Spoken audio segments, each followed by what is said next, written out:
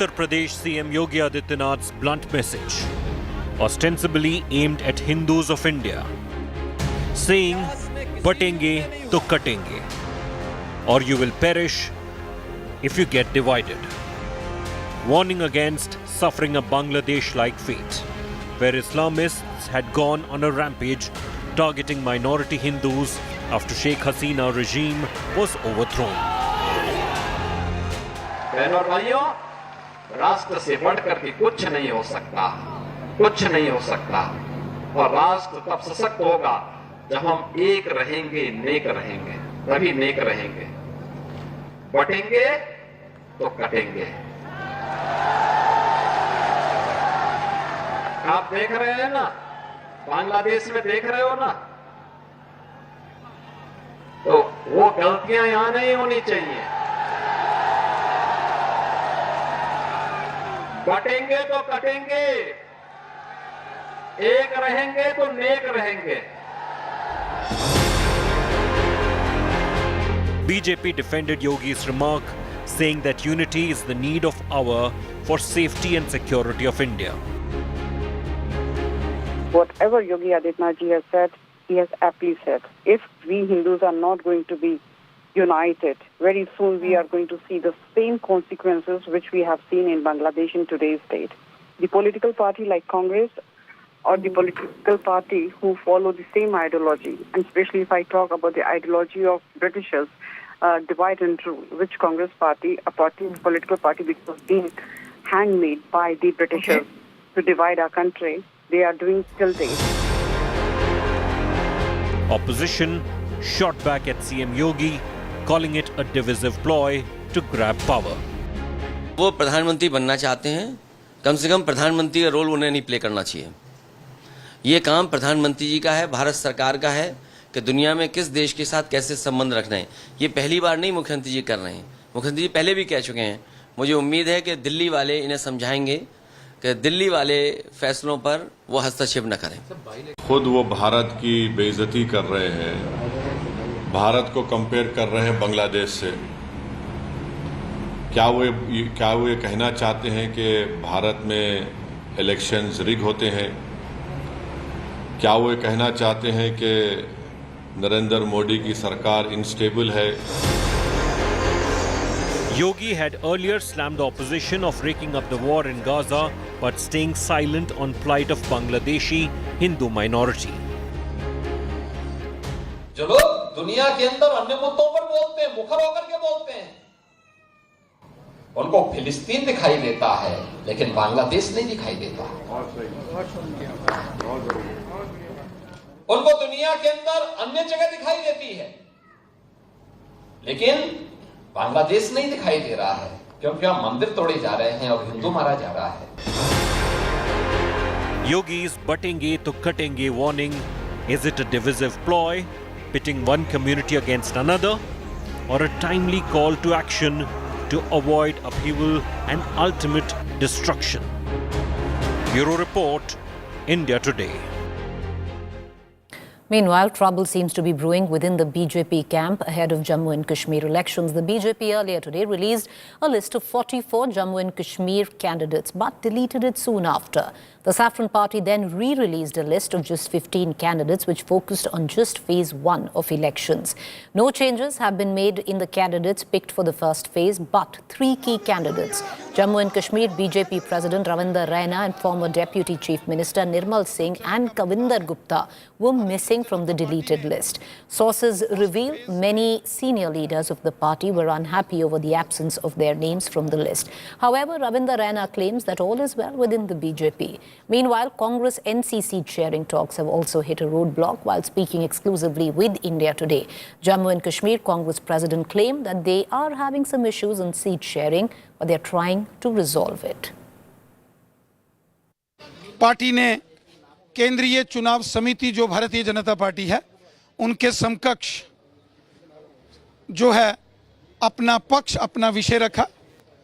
चूंकि 27 अगस्त को प्रथम चरण के मतदान जो फर्स्ट फेज में है उसका नामांकन भरने की अंतिम तिथि है और 18 सितंबर को प्रथम चरण का मतदान है।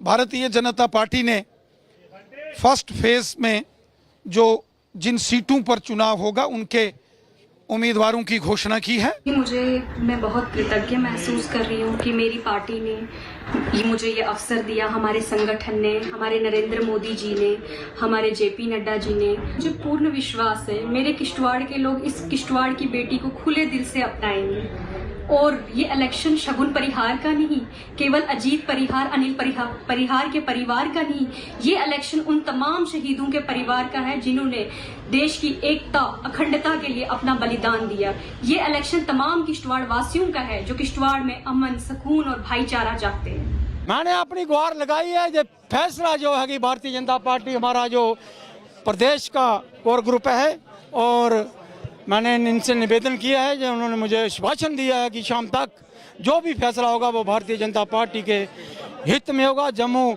नॉर्थ विधानसभा क्षेत्र के हित में होगा। कार्यकर्ताओं के साथ फिर पुनः विचार करके बैठकर जो भी उनका सुझाव आएगा उसके ऊपर पुनः विचार किया जाएगा। मैं भारतीय जनता पार्टी नरेंद्र भाई मोदी जी का सिपाही हूँ। मैं भारतीय जनता पार्टी उस समय का कार्यकर्ता हूं जिस टाइम में भारतीय जनता पार्टी के अंदर कोई पंच और सरपंच नहीं होता था। जनता जनार्दन जो फैसला करेगी वो उसके ऊपर मुझे यकीन है और पूरा विश्वास है। We are very hopeful about it कि जो जहाँ पे वो डिफरेंस है दोनों पार्टीज में we will sort it out. उसमें इतना कोई मेजर डिफरेंस नहीं है जी। थोड़ा सा जो कुछ जगहों पे कोई टेक्निकल प्रॉब्लम है, कहीं पे कैंडिडेट के ऊपर है, तो वो कोई ऐसा बड़ा इशू नहीं है कि जो सॉर्ट आउट ना हो। All right, joining me now is my colleague Sunil G. Bhatt, live from Jammu, Mir Fareed, live from Srinagar.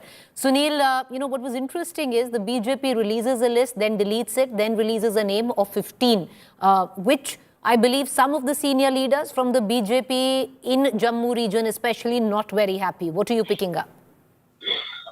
Well, Preeti, it was a day of dramatic, political developments in Jammu and Kashmir. This morning, BJP released its first list of candidates for Jammu and Kashmir assembly elections.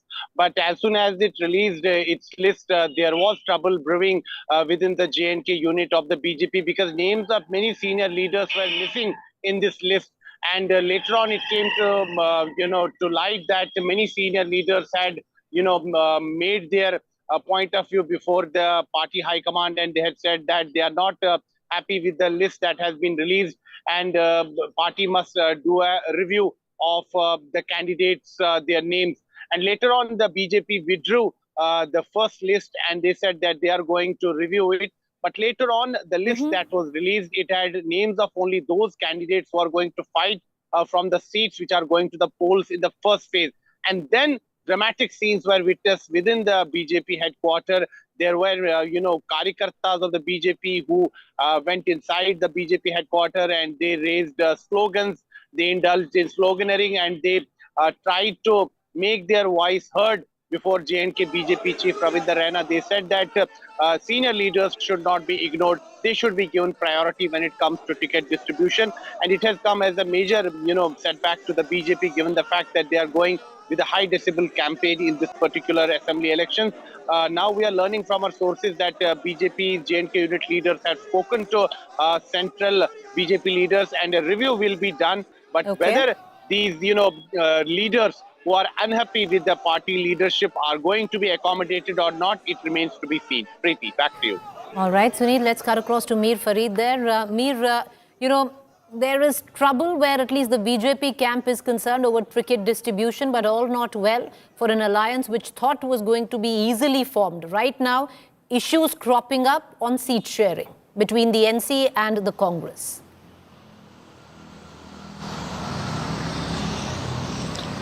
Yes, Preeti. In fact, a couple of days back when Farooq Abdullah met Rahul Gandhi and they had a 40-minute meeting, Umar was also there. Post that, Farooq Abdullah came out and announced that all is well. It's a cordial meeting that happened, and alliance is done. By evening, seats, the list would be out. Officially, the documents will be signed. But since it seems it has all been about roadblocks, one after the other, this alliance has been facing. Now, so much so that tomorrow is the final day of filing nomination papers for the first phase, and you have troubleshooters from Delhi.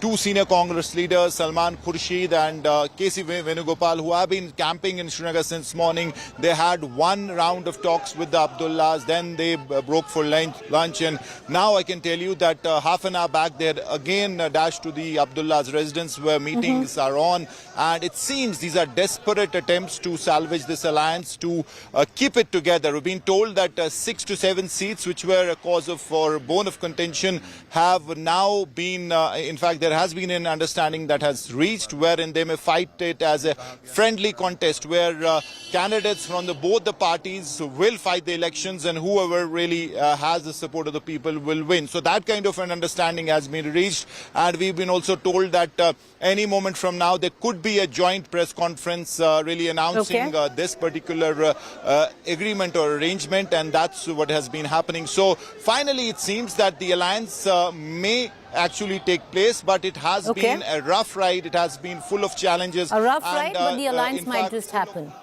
All right. Thanks, Mir. We're going to keep an eye. My colleague Mir reporting from Srinagar. Let's see if that press conference happens today itself, but all not well in the BJP camp on the other side. Let's move on from Jammu and Kashmir elections to Haryana elections just weeks before heavy campaigning begins. The ruling BJP and the INLD have urged the Election Commission now to postpone the upcoming Haryana elections by a few days. The demand for a poll date revision has sparked a strong backlash from the opposition parties, including the Congress and the Aam Aadmi Party. In its letter to the poll body, the BJP has cited a clash with weekends, public holidays and religious festivals as the main reason for their request to move the polling date from the 1st of October.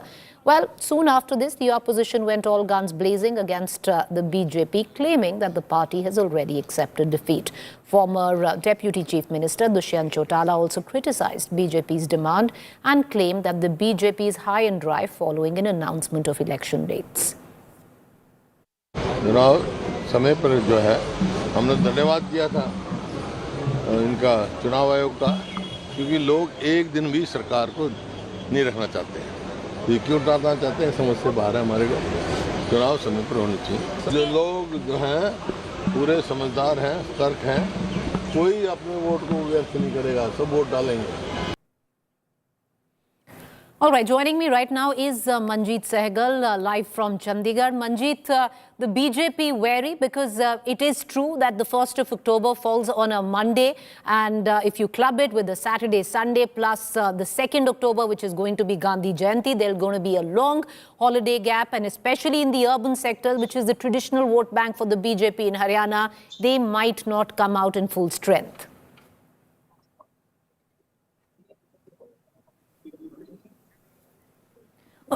Okay, we seem to have lost Manjeet Sehgal. We're going to try and connect to him in a short while, but let's quickly move on in the bulletin.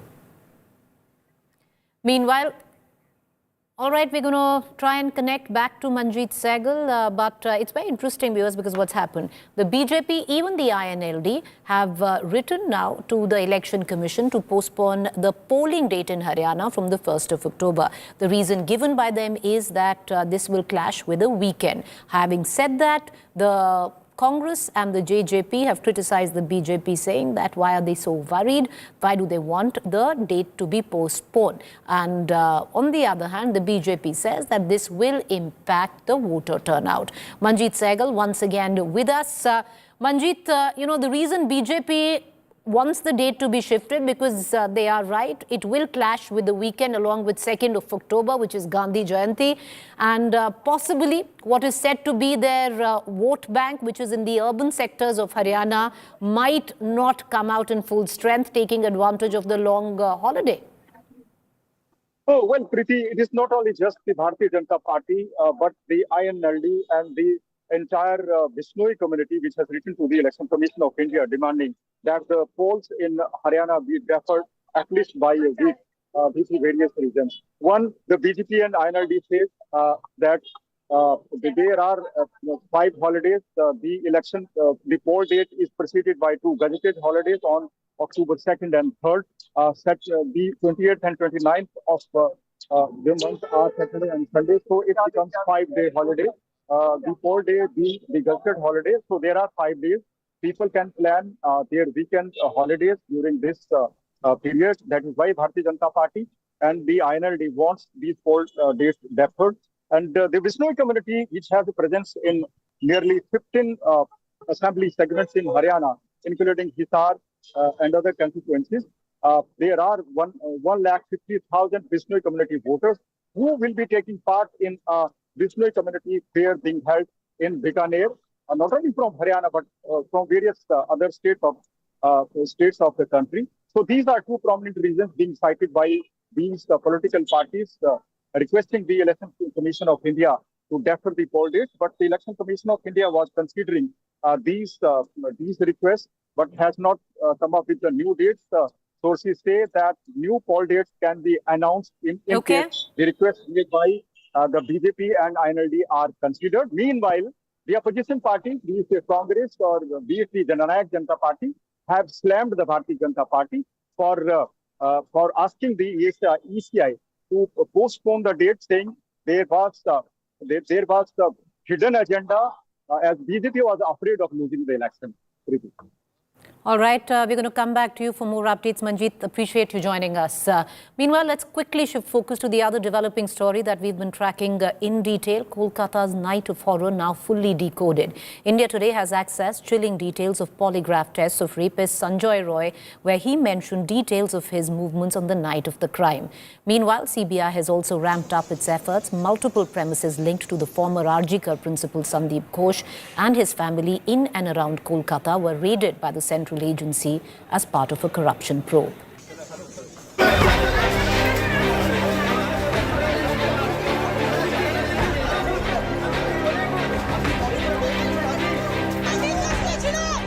Kolkata's night of horror fully decoded. India Today has accessed chilling details from the polygraph test of Sanjay Roy, the civic volunteer arrested for the rape and murder of Abhaya at the Arjikar hospital on August 9th. Sanjay Roy detailed his movements on the night of the crime. Sources say he allegedly admitted to getting drunk with a friend, visiting 2 red light areas in the city, but claimed he did not have sexual intercourse. Roy allegedly confessed to molesting a woman while en route one red light area to another. He even made a video call to his girlfriend, allegedly asking for nudes. Afterwards, he returned to the hospital, dropped off his friend and went straight to the operation theatre. Around 4 a.m., Roy went inside the seminar hall where he allegedly raped Abhaya and killed her while she was unconscious. Sources revealed that Abhaya was awake until at least 2:45 a.m. that night. Showing no remorse, Sanjay Roy allegedly got intoxicated again early the next morning, after which he was arrested by the police. India Today also accessed interrogation details of Roy's friend Saurabh, who was with him briefly before the rape and murder occurred.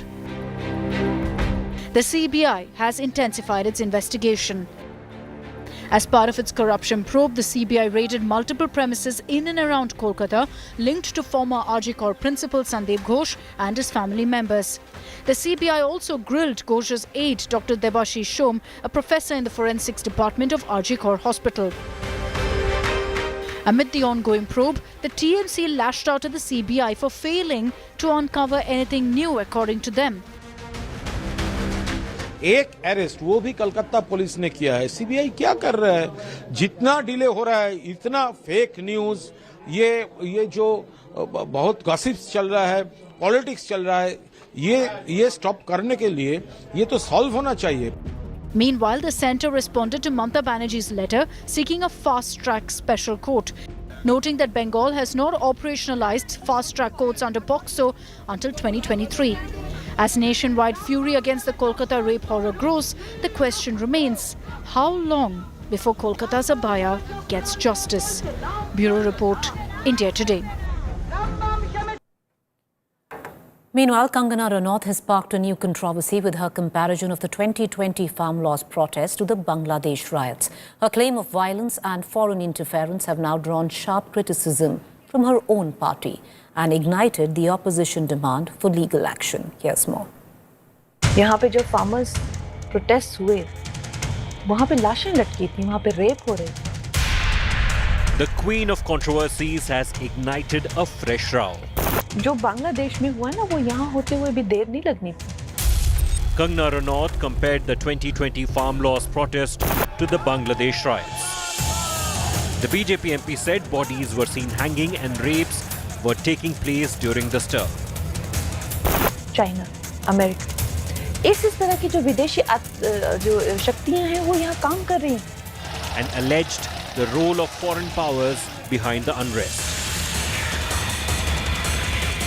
जो बांग्लादेश में हुआ ना वो यहाँ होते हुए भी देर नहीं लगनी थी. अगर हमारे इतने शीर्ष नेतृत्व जो हमारे इतने सशक्त नहीं होते, यहाँ पे जो फार्मर्स प्रोटेस्ट हुए वहाँ पे लाशें लटकी थी, वहाँ पे रेप हो रहे थे. और जब वो किसानों के हितकारी बिल जो वापस लिए गए थे तो पूरा देश जो है वो चौंक गया था. और वो किसान आज भी वहाँ बैठे हुए, उन्होंने कभी सोचा ही नहीं ये बिल वापस होगा. वो बड़ी लंबी प्लानिंग थी जैसे बांग्लादेश में हुई है. तो इस तरह के षड्यंत्र, और आपको क्या लगता है किसानों, चाइना, अमेरिका, इस तरह की जो विदेशी जो शक्तियां हैं वो यहाँ काम कर रही हैं. Kangana's statement drew the ire of her own party members. मैं समझदा कंगना जो बोल रही है ਉਹਨਾਂ ਦਾ ਆਪਣਾ ਮਸਲਾ ਔਰ ਕਿਸਾਨਾਂ ਦੇ ਬਾਰੇ ਭਾਜਪਾ ਜਿਹੜਾ ਹੈ ਮੋਦੀ ਜੀ ਨੇ ਸਾਨੂੰ ਸਟੈਂਡਿੰਗ ਇਨਸਟਰਕਸ਼ਨ ਨੇ ਸਿੱਧੀਆਂ ਜਦੋਂ ਸਾਡੇ ਤੇ ਵੀ ਹਮਲੇ ਹੁੰਦੇ ਸੀ ਉਹਨਾਂ ਨੇ ਕਿਹਾ ਸੀ ਕਿ ਨਾ ਇਹਨਾਂ ਤੇ ਲਾਠੀ ਚੱਲਣੀ ਚਾਹੀਦੀ ਹੈ ਨਾ ਡੰਡਾ. ਇਹ ਕਿਸਾਨ ਆਪਣੇ ਨੇ ਤੇ ਇਸ ਕਰਕੇ ਸਾਨੂੰ ਟਿੱਪਣੀ ਨਹੀਂ ਕਰਨੀ ਚਾਹੀਦੀ ਔਰ ਉਹਨਾਂ ਤੇ ਇਸ ਤਰ੍ਹਾਂ ਦੀ. ਔਰ ਮੈਂ ਸਮਝਦਾ ਕਿ ਕੰਗਨਾ ਰਣੌਤ ਕੋਲ ਇਹ ਮਸਲਾ ਵੀ ਹੈ ਨਹੀਂਗਾ ਕਿ ਉਹ ਕਿਸਾਨਾਂ ਦੇ ਬਾਰੇ 'ਚ ਇਸ ਤਰ੍ਹਾਂ ਦੀ ਟਿੱਪਣੀ ਕਰਨ. BJP cracked the whip on Kangana and in a statement said they distanced themselves from the MP's remarks and asked her to refrain from making unauthorized statements in the future. An infuriated opposition is demanding an FIR under the National Security Act against the actor turned neta. ਅੱਜ ਦੇਸ਼ ਦੇ ਕਿਸਾਨ ਨੂੰ ਗਾਲ ਕੱਢੀ ਉਸਨੇ. ਉਹਨੇ ਕਿਹਾ ਕਿ ਕਿਸਾਨ ਮੂਵਮੈਂਟ ਦੇ ਵਿੱਚ ਰੇਪ ਹੋਏ, ਮਰਡਰ ਹੋਏ. ਔਰ ਮੈਨੂੰ ਲੱਗਦਾ ਹੈ ਕਿ ਕੰਗਨਾ ਰਣੌਤ ਜਿਹੜੀ ਹੈ ਉਹ ਕਿਸੇ ਦੀ ਛੇ ਦੇ ਨਾਲ ਬੋਲ ਰਹੀ ਹੈ. ਇਹਦੇ ਵਾਸਤੇ ਬੀਜੇਪੀ ਸਫਾਈ ਦੇ ਕਿ ਕੰਗਨਾ ਰਣੌਤ ਜਿਹੜੀ ਕਿ ਐਮਪੀ ਹੈ ਤੁਹਾਡੀ ਚੁਣੀ ਹੋਈ, ਉਹ ਕੋਈ ਆਮ ਆਰਟਿਸਟ ਨਹੀਂ ਹੈ, ਤੁਹਾਡੀ ਐਮਪੀ ਹੈ. ਤੁਹਾਨੂੰ ਸਫਾਈ ਦੇਣੀ ਚਾਹੀਦੀ ਹੈ, ਇਹਦੇ ਖਿਲਾਫ ਕਾਰਵਾਈ ਹੋਣੀ ਚਾਹੀਦੀ ਹੈ. To add to Kangana's troubles, her recent film Emergency has come under fire from Sikh organizations. An Australia-based Sikh council has demanded a ban on the release in the country over the portrayal of Bhindranwala as a terrorist in the film. Earlier, the SGPC and Sri Akal Takht Sahib had also sought a ban on Emergency.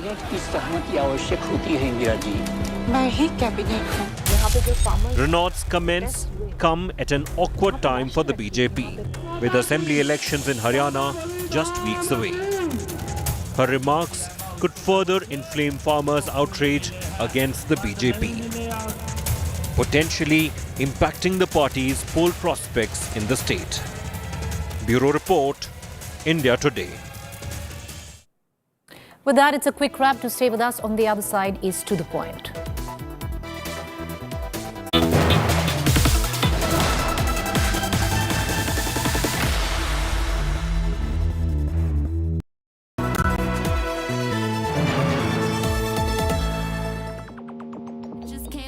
To say hello, I'm so fly. You took a nosedive. Careful when you play on my level. For you it's so. Hey, hello. Motorola Razr 50 Ultra. Flip the script. Hello, Moto.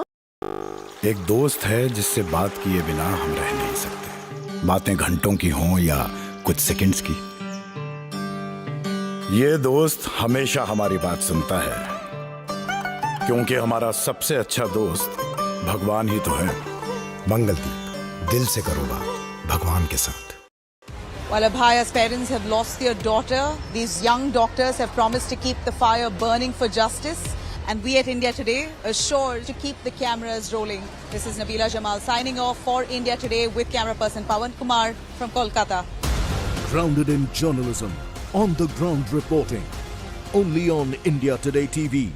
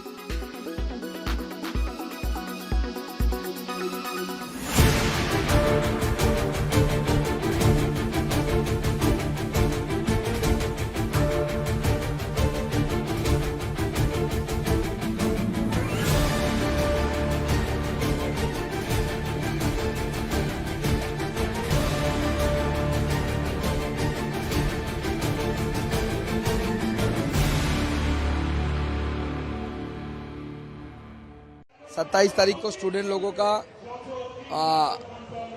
आंदोलन है, नवान्नों का घेराव है, इसलिए हम आंदोलन बंद रख ले। 28 तारीख से फिर से हम धर्मतला में धरने के लिए हमने अपना आरजी डाल दिया है, पुलिस के पास दे दिया है।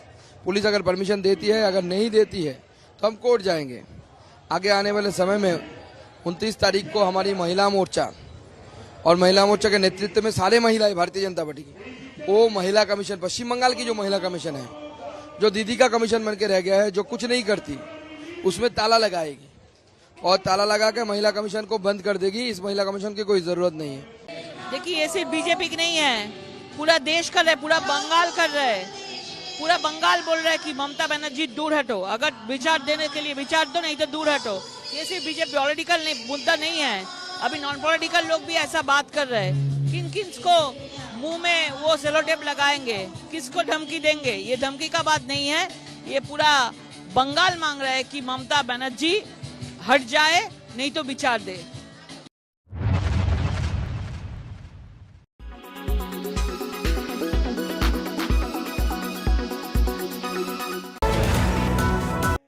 Co-powered by PolicyBazaar.com, her family होगी insured.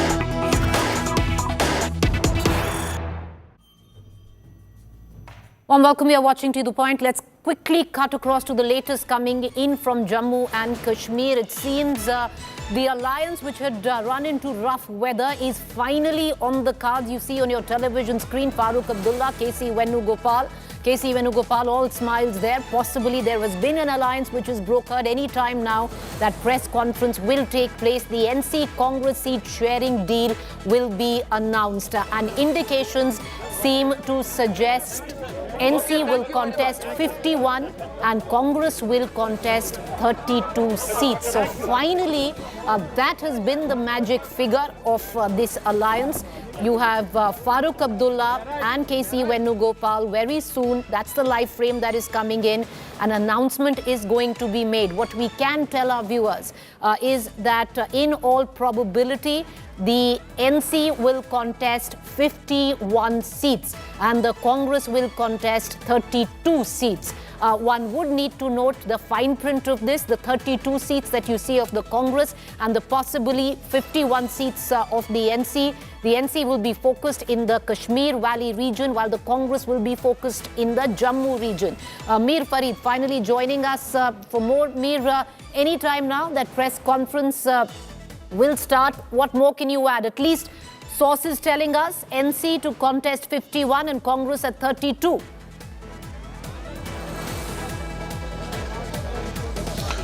Yes, Preeti. In fact, moments back, there was a joint press conference, as we had reported earlier. National Conference and Congress have finally arrived at an agreement wherein, as you rightly said, 51 seats out of 90, the National Conference will contest. Congress will contest on 32 seats, while 5 have been left for a friendly contest. Now, if we define friendly contest, it means the candidates from both the parties will contest. Means if Congress has a candidate from Banihal, National Conference candidate will also fight. So these were basically the seats which were the bone of contention, and these were really ensuring roadblocks as far as this alliance is concerned. So some understanding has been made, and now we have had a joint press conference where Farooq Abdullah, Congress Pradesh Chief Tariq Hamid Kara, and then you also had the two troubleshooters, K. Venugopal and Salman Khurshid, who were also here. So finally, just a day before the final date of filing nomination papers for the first phase, they have managed to really clear all the roadblocks, and an alliance has taken shape. All the seats, all the 90 seats, they'll fight together, though you'll have a friendly contest on 5 seats, while 2 have been left for, one for CPIM and one for the Panthers party in Jammu. Preeti? All right, so 51 plus 32 still doesn't add up to 90, Mir. Will you give us the rest?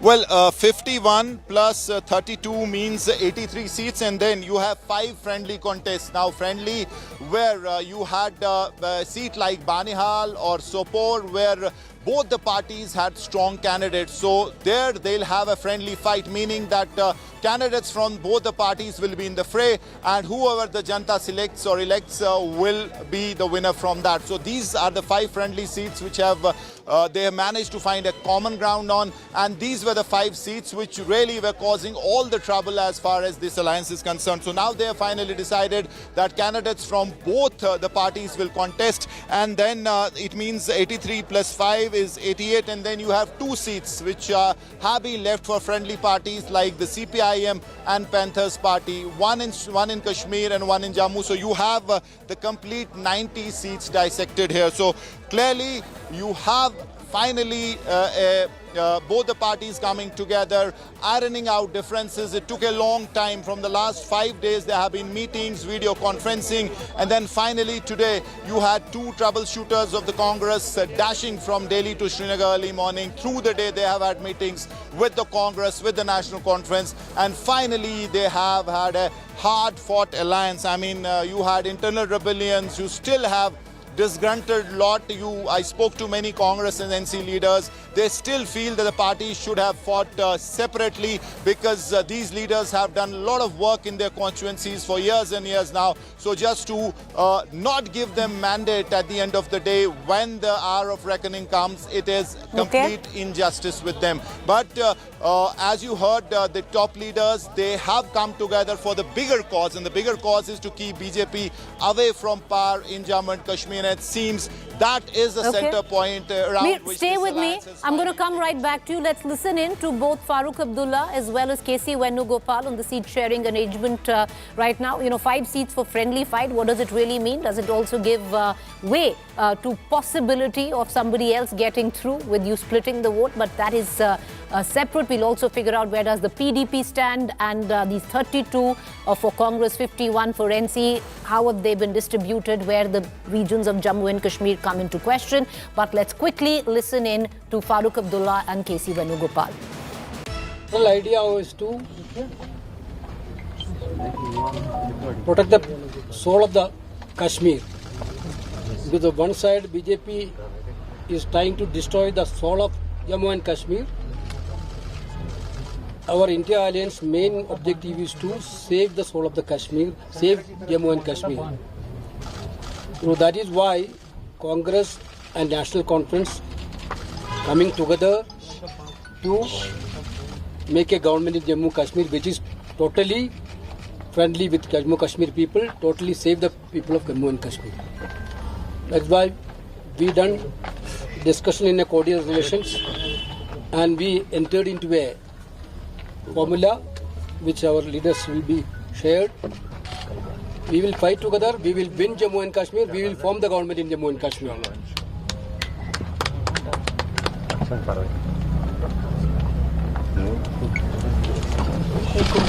जैसा कि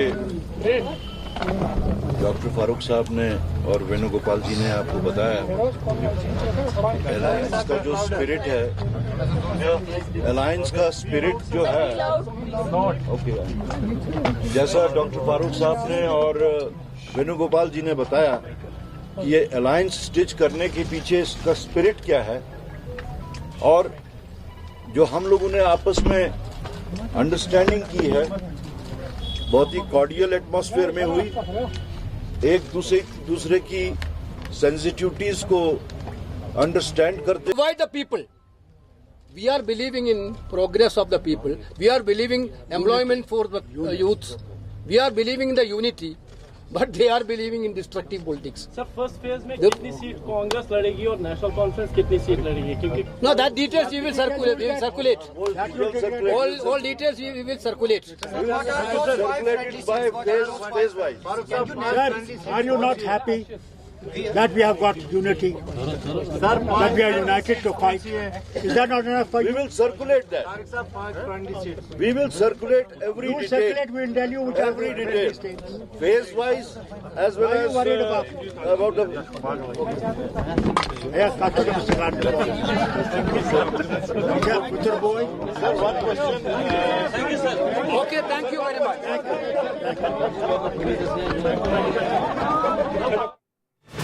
All right, quickly cutting across to Mir Farid once again. Mir, interesting there, but 51 to 32, how has it been distributed across the two regions of Kashmir and Jammu?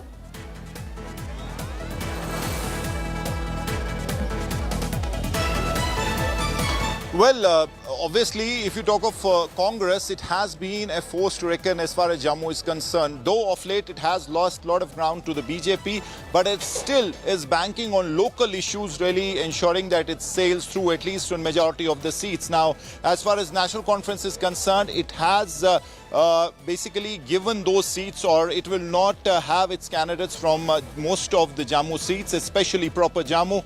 And then if you talk of Kashmir, you will have, they basically have seen the winnability factor, they have seen the past record of candidates, their present cadre, and on those bases they have taken some crucial decisions as far as leaving seats for the alliance partner. Now, as far as Kashmir is concerned, out of the 50, 51, 52 seats, you will have National Conference on majority of the seats, and you will have Congress basically fighting on around 16, 17 seats. Then you also have 5 friendly seats where last 5-6 days they did not have a consensus on, and finally today they have decided to have a friendly fight, which means that candidates from both the parties will fight, and whoever has the vote of the people, he'll get through. So those seats, finally that disagreement and that roadblock has been cleared by ensuring a friendly contest. So that's how it's shaping up. And as far as Congress is concerned, obviously it's banking on as I said, local issues where they think that the people voted on different issues as far as the Lok Sabha elections concerned, where it lost both seats in Jammu to the BJP. But as far as assembly elections are concerned, there are local issues where people are unhappy on various issues like unemployment, like investments, and post Article 370 abrogation. People of Jammu are not happy. So Congress is banking that the people will vote for it, and now has the complete support of National Conference across Jammu, on most of the seats of the Jammu, and vice versa as far as Kashmir is concerned, where Congress still has some faces who have won elections in the past, and they think that this time around they'll also sail through. So the National Conference has left a few seats, but as far as 5 seats which basically were acting as the roadblock as far as the last many days of negotiations are concerned. They have finally decided that they will see a friendly contest where candidates from both the parties will fight, and then you have 2 seats which have been kept for alliance partners like the CPIM. Most probably the Kulgam seat where CPIM leader Mohammad Yusuf Tarigami will be the candidate. So both the parties have left the seat for him. And then in Jammu, 1 seat for the Panthers party. So this is an arrangement. And since both parties know that it is by all probability going to be a fractured mandate, so it is pivotal, it is critical that they come together and ensure that the bigger enemy, the threat posed by the BJP, is blunted by these 2 like-minded parties coming together. Okay. And Will it be interesting in midst of all of this, where stands the PDP as well as Engineer Rashid's party? Engineer Rashid did defeat Umar Abdullah stunningly in the Lok Sabha elections, and how the BJP actually does this in the Jammu region. We're going to keep a keen eye. Interesting times ahead, politically speaking. Let's quickly cut across to the next news break that we're getting in. Well, a massive...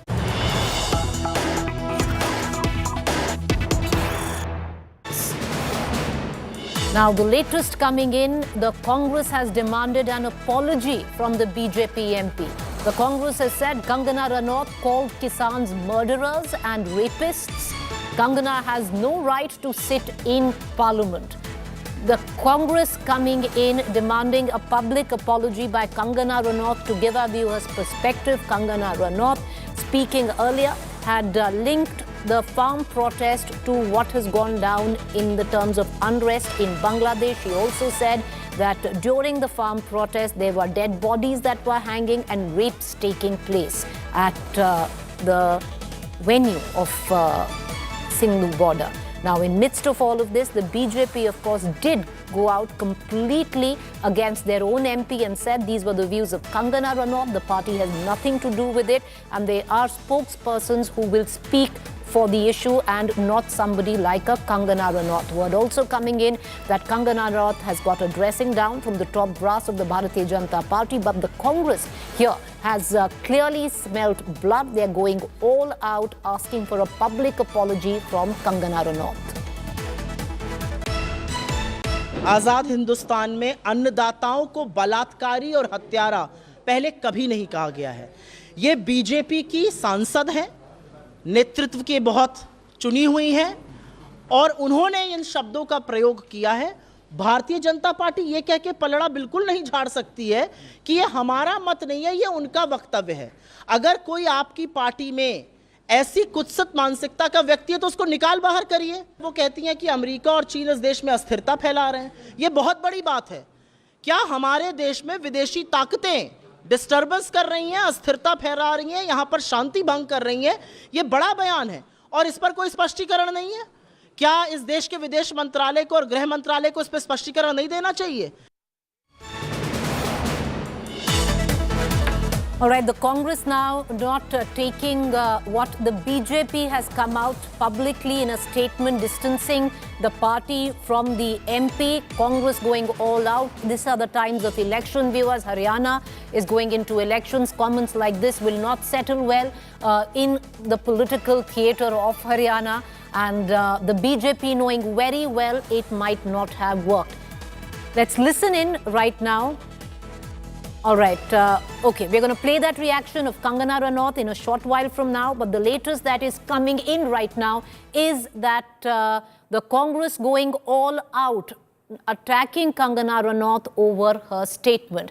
Meanwhile, let's quickly shift focus on what went down in Kerala, where at the back of a report, there has been a Me Too sort of movement, especially in the Kerala film industry. A recent report has uncovered a grim and shocking truth from the heart of Malayalam cinema. What was once celebrated for its artistry is now mired in scandal as actresses come forward with grave allegations of rape, molestation and exploitation against leading actors in the industry. Rape, molestation, sex abuse and exploitation. Malayalam film industry's dirty picture out and open. After several actresses levelled serious allegations of rape and molestation against prominent Malayalam film industry figures. ace actor Siddiq and Malayalam filmmaker Ranjit stepped down from movie board's post after damning allegations of sexual exploitation. Another actor has opened up about physical and verbal abuse by actors Jayasurya, Mukesh, Maniambilla Raju and Idavella Babu. അമ്മയിൽ ചേരണമെങ്കിൽ 3 cinema കഴിഞ്ഞാൽ അമ്മയിൽ membership എടുക്കാം.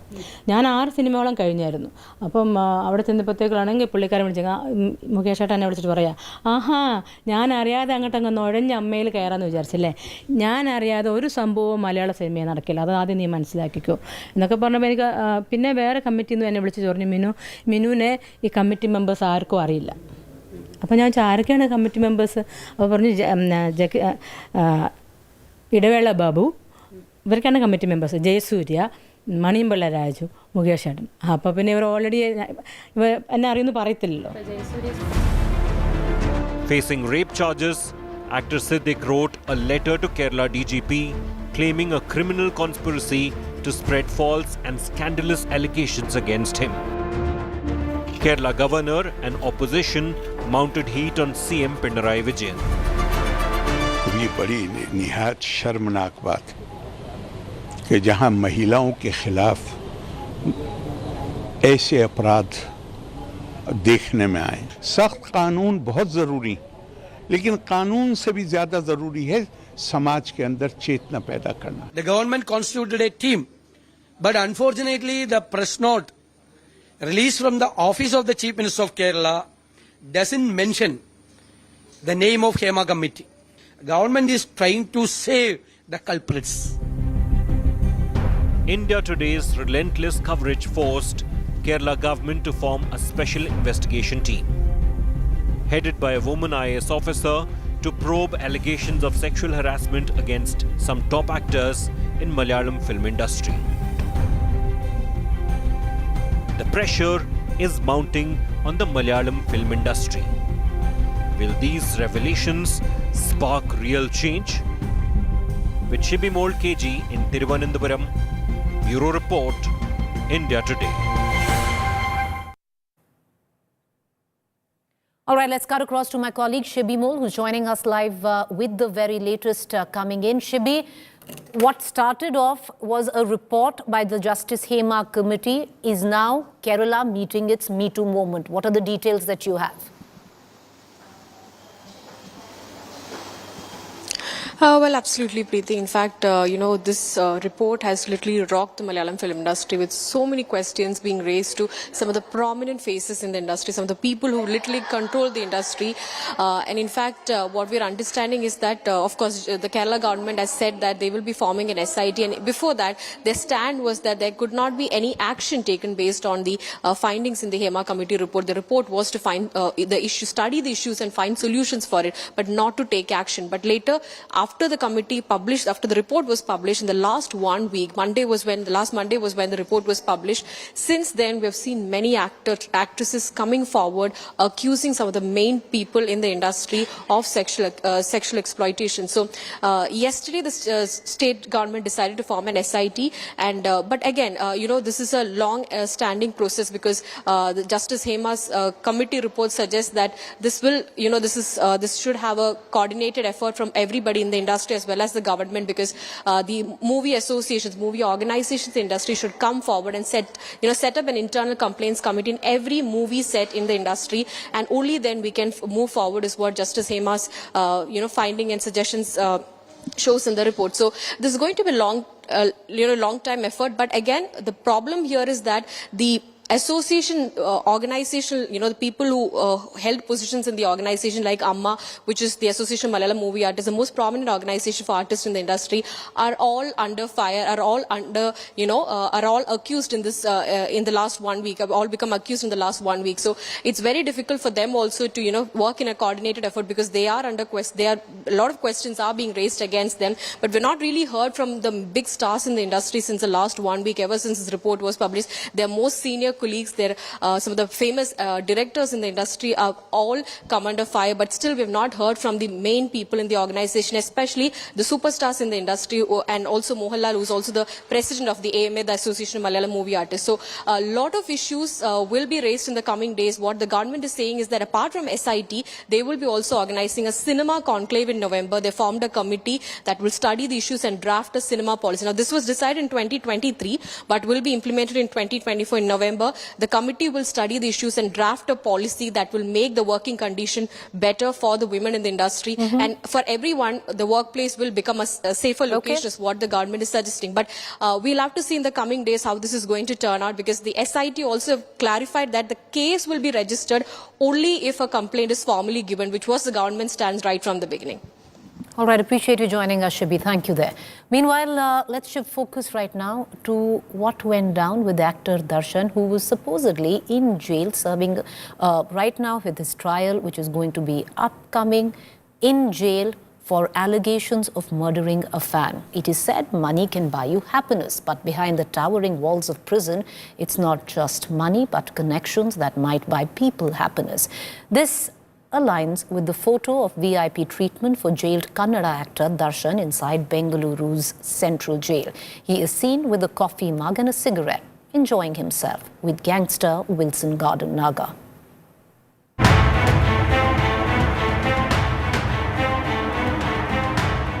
A coffee mug in his right hand, cigarette in his left hand. A relaxed conversation with a group of 3 people. This picture of murder-accused actor Dasan sitting with rowdy cheater Wilson Garden Naga, co-accused Kulla Sina and his manager Nagaraj has now snowballed into a huge controversy. The photo was allegedly taken inside the Parapanna Agrahara prison. Another video accessed by India Today, Dasan along with rowdy cheater Dharma can be seen speaking to another criminal Satya, who is now out of jail, on a video call. Wilson Garden Naga, who was spotted with Dasan, is a dreaded gangster and a murder accused. He used to mediate in real estate disputes and was booked by state police under the Gangsters Act. Naga was also a prime accused in 8 murder cases. Another rowdy cheater, Dharma, is seen in a video call allegedly made from the jail. Dharma is accused of murdering another rowdy cheater recently. He was also booked by state police under the Gangsters Act. Satya, who featured in the video call, was recently released from jail. He was imprisoned for a minor offence. Chief Minister Siddaramaiah has directed authorities to shift Dasan and other suspects to different barracks.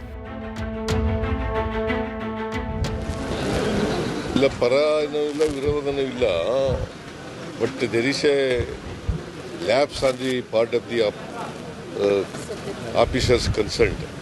ಇನ್ನು ಕೆಲವರನ್ನು suspend ಮಾಡಬೇಕಾಗಿದೆ. ಇವತ್ತು home ಮಿನಿಸ್ಟ್ರಿಗೆ ಹೇಳಿದ್ದೀನಿ, ಅಲ್ಲಿ visit ಮಾಡಿ ಯಾರು ಇದಕ್ಕೆಲ್ಲ ಅವಕಾಶ ಮಾಡಿಕೊಟ್ಟಿರ್ತಕ್ಕಂಥವ್ರು ಯಾರು ನೋಡಿ ಅವ್ರ ಮೇಲೆ ಕ್ರಮ ತಗೋಬೇಕು ಅಂತ ಹೇಳಿದ್ದೀನಿ. State Home Minister MG Parmeshwara issued orders suspending prison officials and sought a report from the DG after India Today exposed the rotten jail. Every point of time, there are people who head this prison to take care of this prison. It is those people, the negligence happens. Like this incident, it has happened. So we will take all the necessary precautions. That is why we have suspended the senior-most officers. Sources say the government will move Dasan either to Belagavi or Bellary district jail. While the Congress government said that an internal inquiry was already underway, the BJP demanded a judicial probe. Suspend common हो गया. 10-15 दिन के बाद उनको suspension से हटाने के बाद वो ड्यूटी में ज्वाइन हो जाते हैं. सीटिंग जज का इंक्वायरी होना चाहिए क्योंकि एक गंभीर घटना है. This has not been endorsed by the government. It might have happened because of some local adjustments with the local prisons in charge or whatever it is.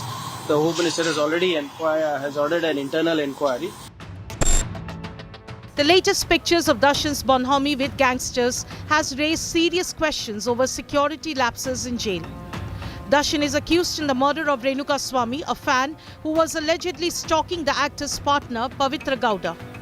Pavitra, an actor, is also an accused in the Renuka Swamy murder case. With Anaga Keshav, Bureau Report, India Today. With that, it's a wrap on this edition of News. Do stay tuned. Up next is Mood of the Nation.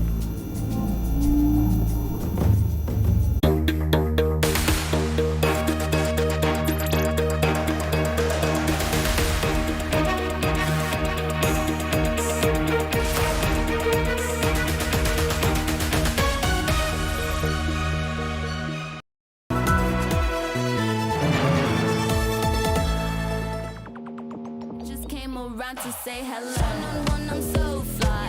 You took a nosedive. Careful when you play on my level. For you it's so.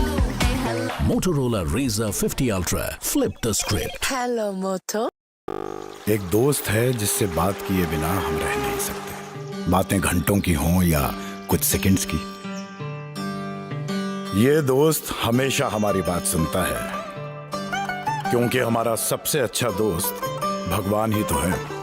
Mangaldeep, दिल से करो बात भगवान के साथ। Motorola Razr 50 Ultra comes with Google Gemini. Hi, I am AI anchor Sana, bringing the top headlines for you, presented by Motorola. Amid demand for statehood, Centre moves to create 5 new districts in Ladakh. Mayawati denies retirement rumors from politics, says will stay active till last breath. Yogi Adityanath's big statement on atrocities against Bangladeshi Hindus, says Hindus should not repeat the mistakes of Bangladesh.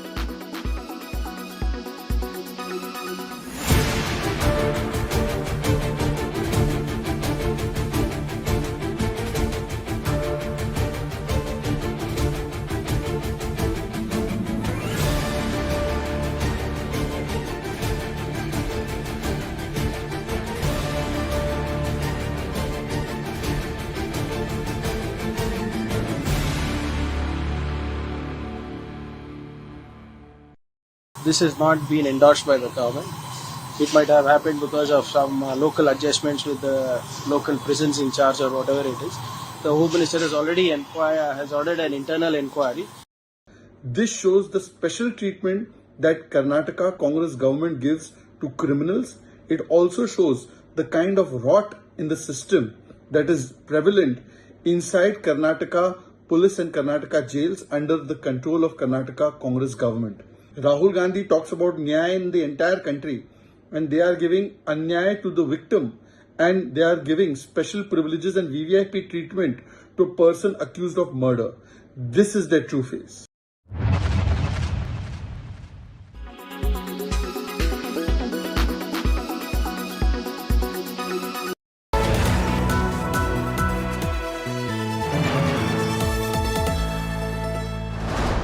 By Veka, India's largest selling UPVC window. Co-powered by Parul University, Vadodara, Gujarat.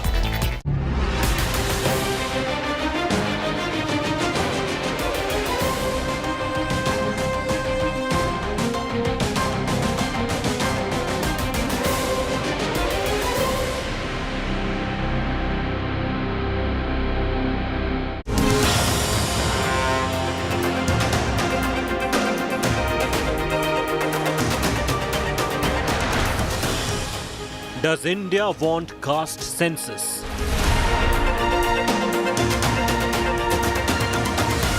Should MSP be legally guaranteed?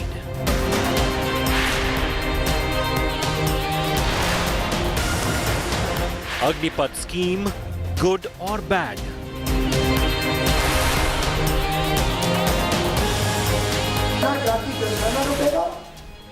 India's most definitive sentiment tracker, Mood of the Nation.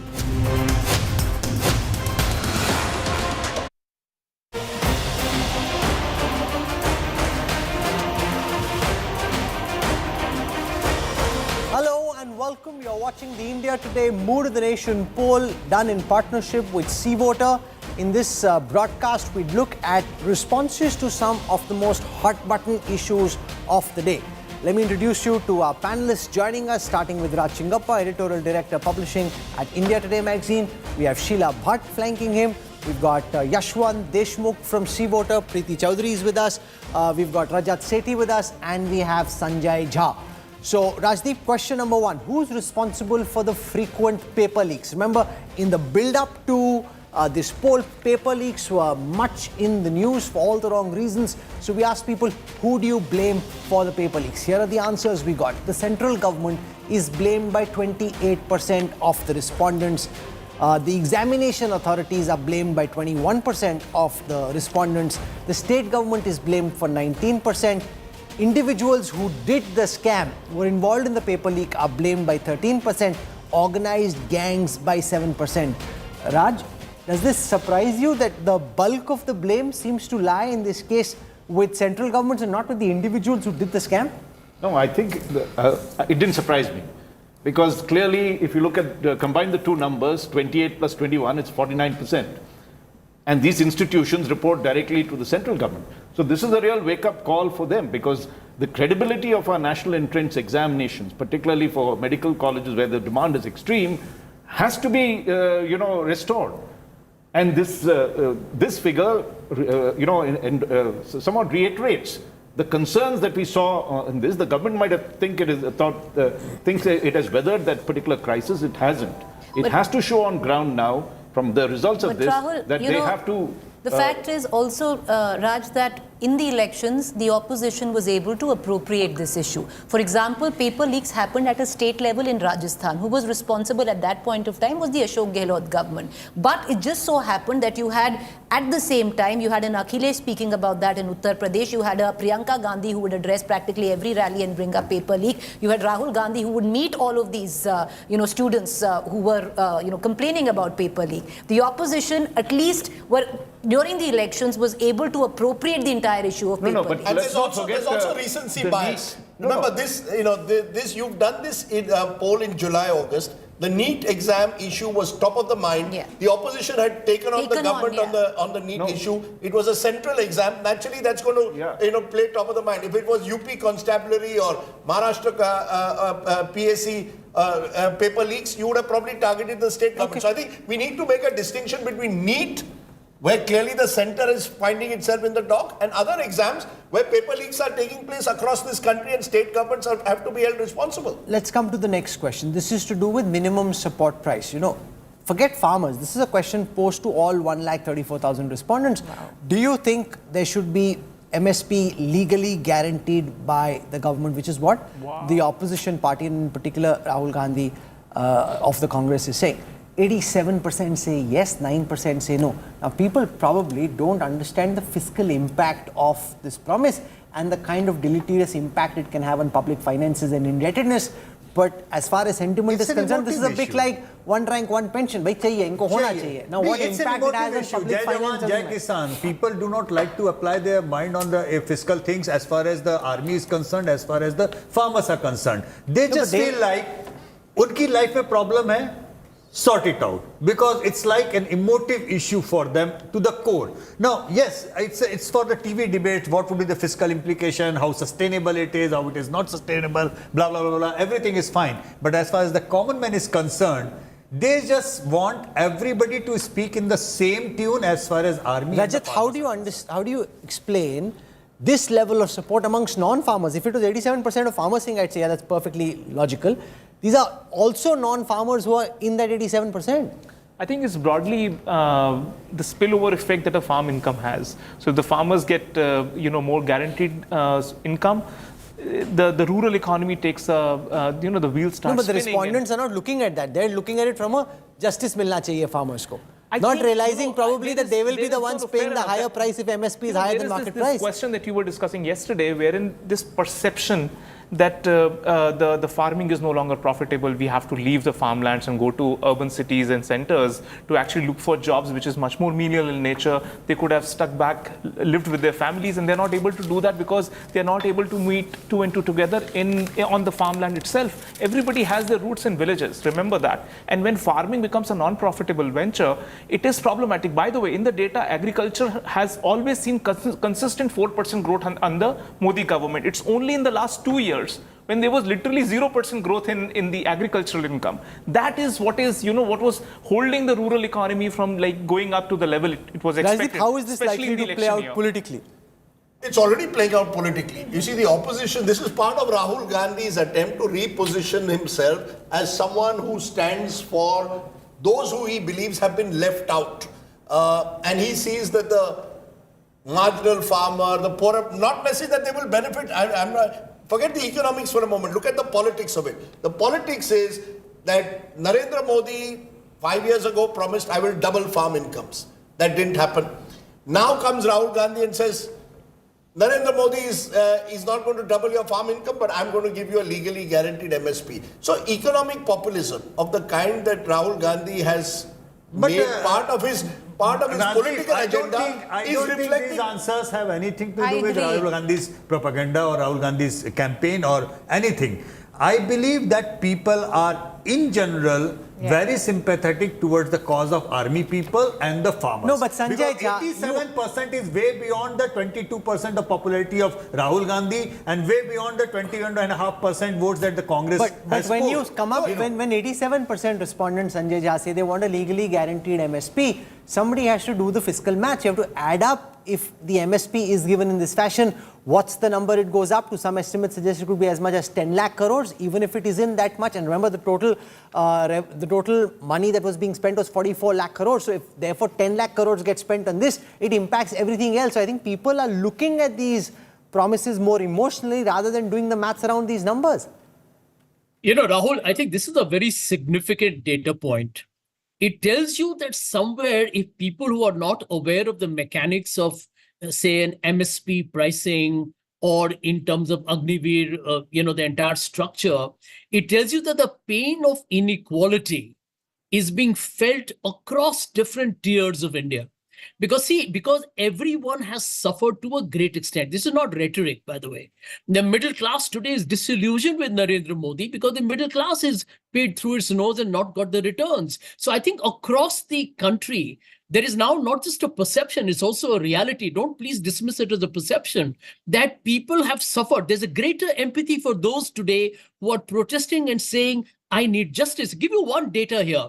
India Ratings, a very established research agency, pointed out that India lost nearly 12 lakh crore of GDP, 12 million people lost their jobs, and around 69 lakh small informal enterprises closed down because of demon, lousy execution of GST, and the sudden lockout. Now, these will have ramifications. They are largely psychological.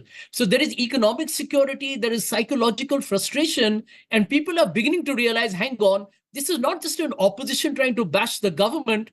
The problem has come to my doorstep. And that's what you're seeing in the numbers. This is a big danger marker for the government, because if 87% popularity support is with there being legally guaranteed MSP, that's a problem because the government doesn't have an intention of doing this. So there's a real challenge there. Let's come to the next question. Rahul, just one line that since last 10 years, who is having the highest power in center? Only Rajnath Singh is a dhoti-wala with a background of Kisan. Nobody else. So there is otherwise also in perception, I'm talking only of politics. Not now they've got Shivraj Chauhan. Now, but very late in the day. For 10 years, there was nobody with a... So there is one kind of a public perception. It is, but let's be fair to Mr. Modi. In every speech that Mr. Modi made from 2014, he always speaks of Garib Kisan. You will remember the Kisan Samman Nidhi in 2019. It's not as if, you see, this is where perception matters more than reality. It's not as if Mr. Modi's government has been anti-farmer. You know, I think it's unfair to suggest that. What happened, I think the handling of the farmers' agitation has resulted somewhere in the feeling that this government was indifferent to the needs of the farmers, and you're seeing that in these numbers. I think that's where Mr. Modi has almost been hoisted by his own petard, because normally he's the one who controls the narrative. In this case, he's the one who's lost the narrative. One of the economic responses of this gigantic number of 87% would be increasing the PM Kisan. There is considerable thought that is going on in the BJP's economic quarters that 6,000 was a number that is in 2018. July. It will be done. I think it will be done in the full budget that will come. It was just a small budget, that 6-month-long budget. In this budget was presented in July. You barely had a time to roll it out, etc. And I think there was no reason why they couldn't have done it in the July budget. Let's be very clear. Nothing. Pradhan Mantri Kisan Nidhi Yojana is, if you talk to the farmers, is taken as a slight. 6,000 you're giving them a year. They actually take it as a slight. Doubled it. Okay, let's come to the next question. Should the Agniveer scheme continue? Here the response is 27% saying yes, it should continue. There should be improvements and it should continue, say 38%.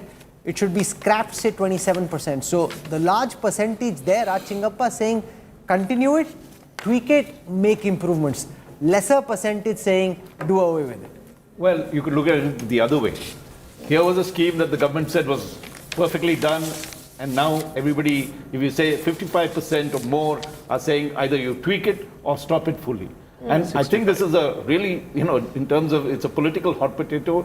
It'll have an impact in Haryana in some senses. Wherever anybody is sending their, children to the army, those states, particularly in the northern belt, will certainly, look at this and see whether the government will actually begin to modify it.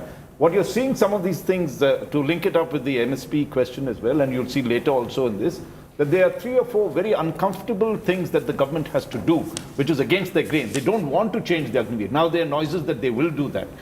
MSP, they don't want to give it. I mean, there are great practical reasons of it. But as Rajdeep was saying, they've lost the narrative in terms of the farmers. It'll be very difficult to recover the ground. And I think you're seeing the change. You've seen some of the, what would you call it? When they start talking about caste census, which they were dead against, there's now talk of let's do a national caste census. That's the other uncomfortable thing that they'll have to come to terms with. The easier ones, you'll see that right across in other polls. It is, one nation, one poll, they'll get massive support. Uniform civil code, they get massive support. But when it comes to these tricky issues, this is where Modi's third term will become even more difficult to navigate than his first 2 But the report suggests there is a column on caste, the caste census, which is the census, which is that was there in 2011 also. But whether you'll make it, they didn't make it public. Then the question is, will you make it public? The fact is, the process will be ready in 18 months. Who knows with Narendra Modi?